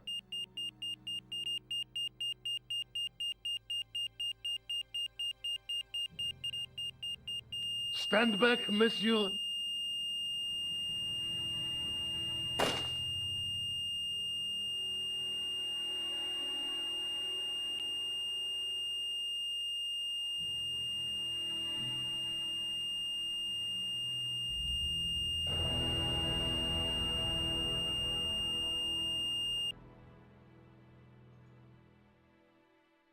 I found Jacques Marquet. Did he talk? Yeah, he talked. For the very last time. He's dead. Yeah, killed in cold blood by a bogus doctor. That's despicable. What kind of guy would pass himself off as a doctor and take advantage of a dying man? Was it Khan? No, I don't know who he was, but it certainly wasn't Khan. He got away, out the window. Have you ever heard of the Hashi Ashin? No. Marquet said that they were his biggest enemy. His biggest enemy was the bogus doctor. Don't remind me. That guy was evil. He had wild, staring eyes like a dead fish. I'll never trust a doctor again. Do you think the assassin was responsible for killing Marquet? I don't think so. He could have finished him off the first time. Besides, Marquet would have recognized him. He was pumped to the gills with sedatives. He wouldn't have recognized the 4 horsemen of the apocalypse unless they'd introduced themselves. Have you found out any more about the Knights Templar? Yes, I have. The guy responsible for their downfall was Philippe IV, the King of France, otherwise known as Philippe le Bel. Well, he is known to history as Philippe the Fair, but I doubt if the Templars called him that. I'm sure André will tell you all about him. Let's take another look at the manuscript. That's the tripod in the Crew Museum. There's a... but the...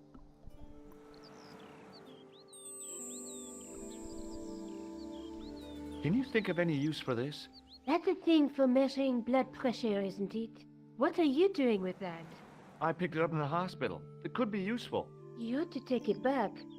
Don't you feel guilty? No.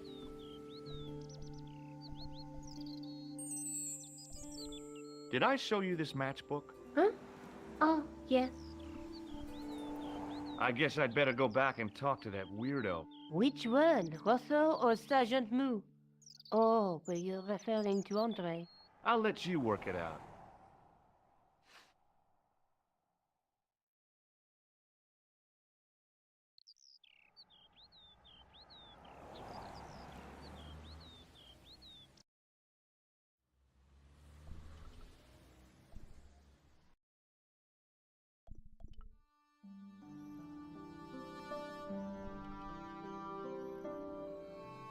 You have left it very late, monsieur. Late for what? Anything? I am closing the museum soon. You wouldn't like to get locked in. I can tell you. Not in this gallery. Why not? It is haunted, monsieur. You don't believe in ghosts, surely. Oh, yes, I do. 7 years ago, a lad managed to hide in here. He made a bet with his friends, I suppose. When I found him in the morning, he was cold as ice and stiff as a board. Well, what was the cause of death? They said it was a brain tumor. But on his face was a look of stark, desperate terror such as I have never seen before. Scary. What can you tell me about the collection of pottery? Those are remains of pots used by the original inhabitants of Paris.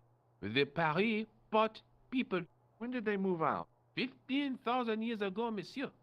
Vanished in the mists of time. Didn't even have time to pack up their pots. Can you give me any further information about the tripod? Certainly, monsieur. It's infamous. That tripod, that belonged to John Dee. What's the importance of John Dee's tripod? Dee was the most famous escapologist of the 16th century. The Houdini of his time. Don't you mean alchemist? Escapologists use ropes, chains, and handcuffs, not tripods. Well, whatever he was, that is the tripod he used in his experiments. What kind of experiments did John Dee perform with his tripod? Oh, the usual. Didn't you study chemistry at school? Yeah, but we skipped over thaumatology. Thanks for your help.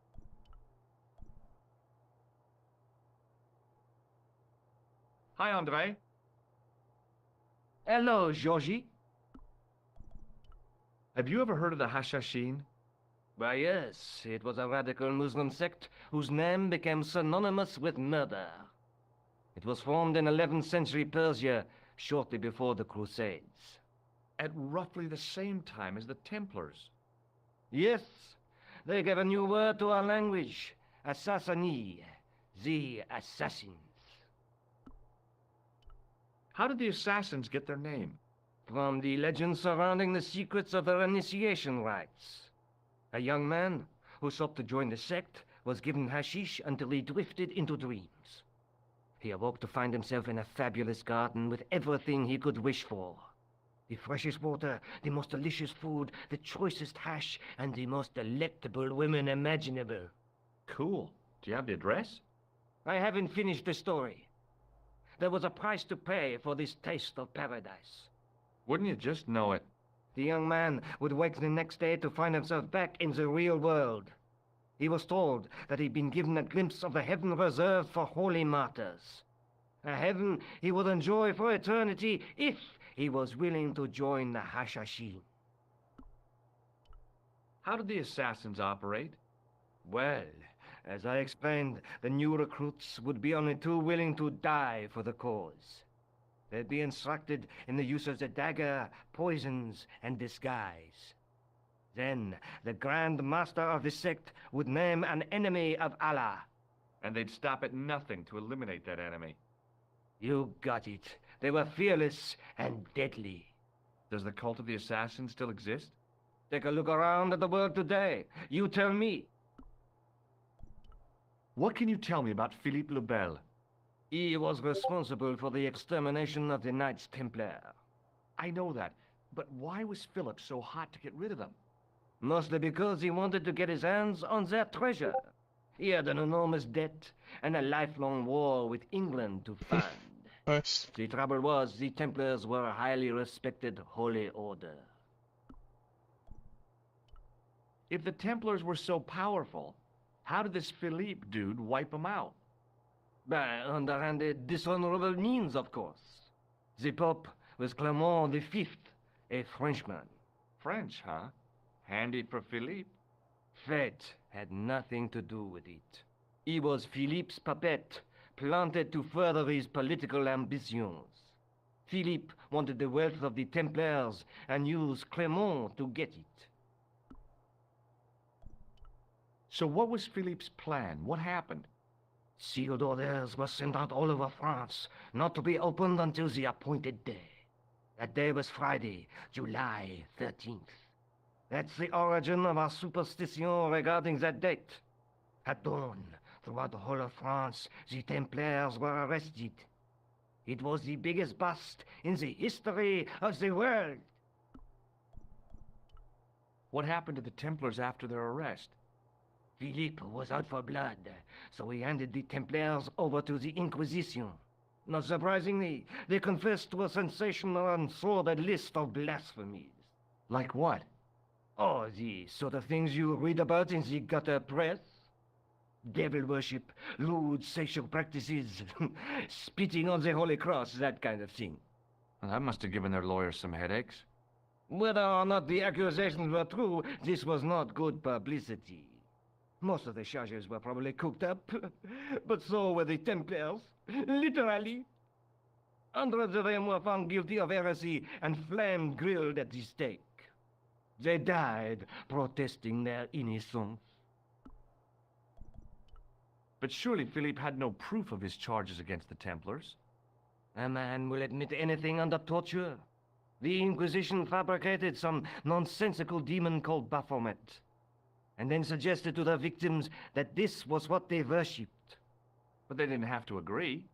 The records show a Templar coming to trial with both feet burnt off. Fragments of flesh and charred bone falling from the stumps. What would you not admit to stop such torment?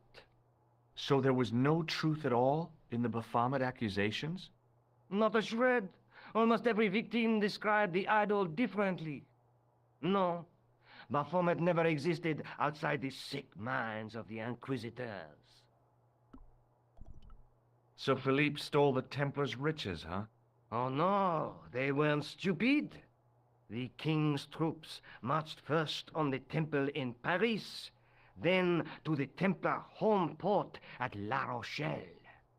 There was no trace of the treasure, and the fleet of the Knights Templar had set sail.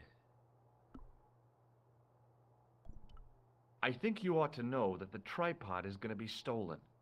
The Lochman tripod? No. It's true. I can give you a description of the thieves. Before the supposed event has taken place? I heard them planning the raid. They're wasting their time. The tripod is protected by a state-of-the-art alarm system. Well, don't say I didn't warn you. Why don't you loan the tripod to me for safekeeping? Because I'd never see it again. But don't you trust me? It's not a question of trust, George. That tripod is hundreds of years old and extremely fragile. I get your point.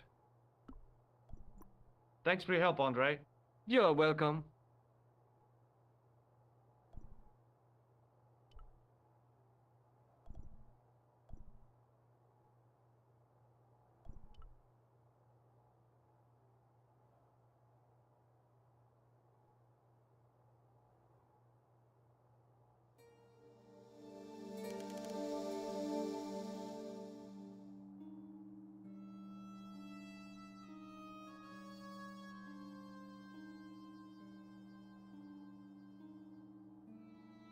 It is closing time, Monsieur Lobineau.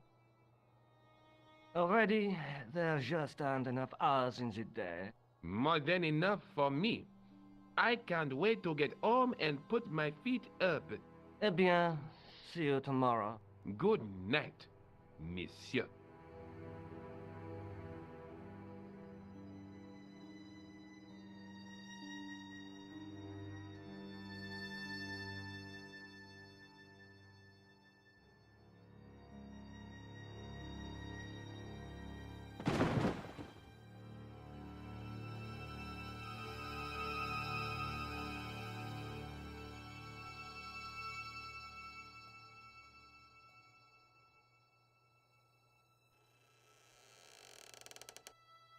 Hey, Guido!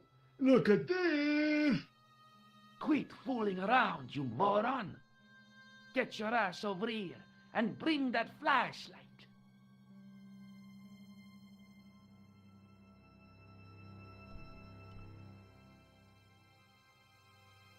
What the... Who's there? Let's get out of here!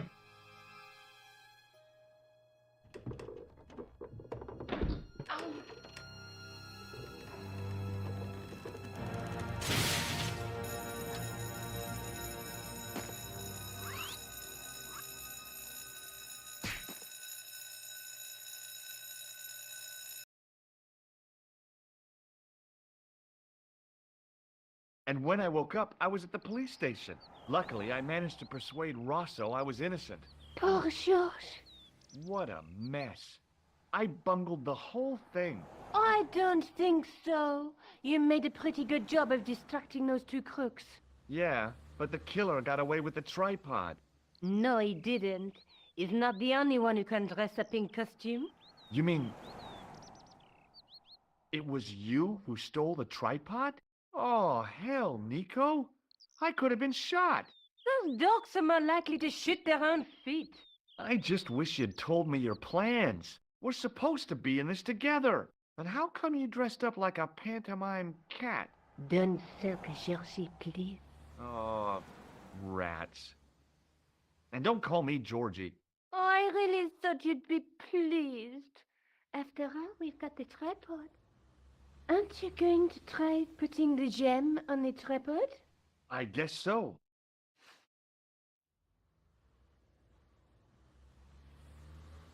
Nothing happened. Yeah. The gem fits perfectly, but what does that prove?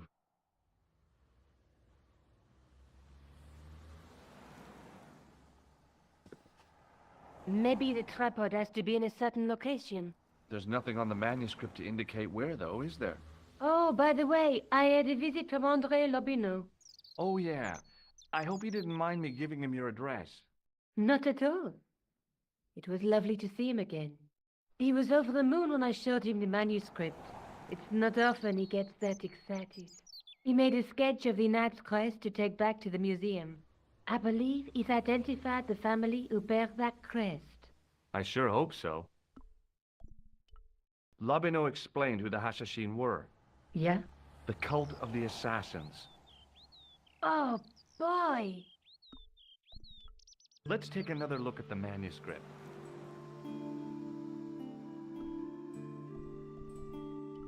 That's the tripod we... That's the... There's a woman, but the knight through my... There's a guy... There's between...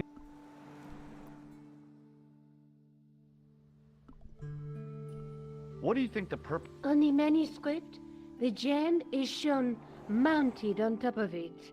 So, we risked a criminal charge to steal a display stand? Don't ask me. Maybe it's intended to hold the gem in a specific position. I have to go. Already? You only just arrived. Time and tide wait for no man. Okay, I'll see you later.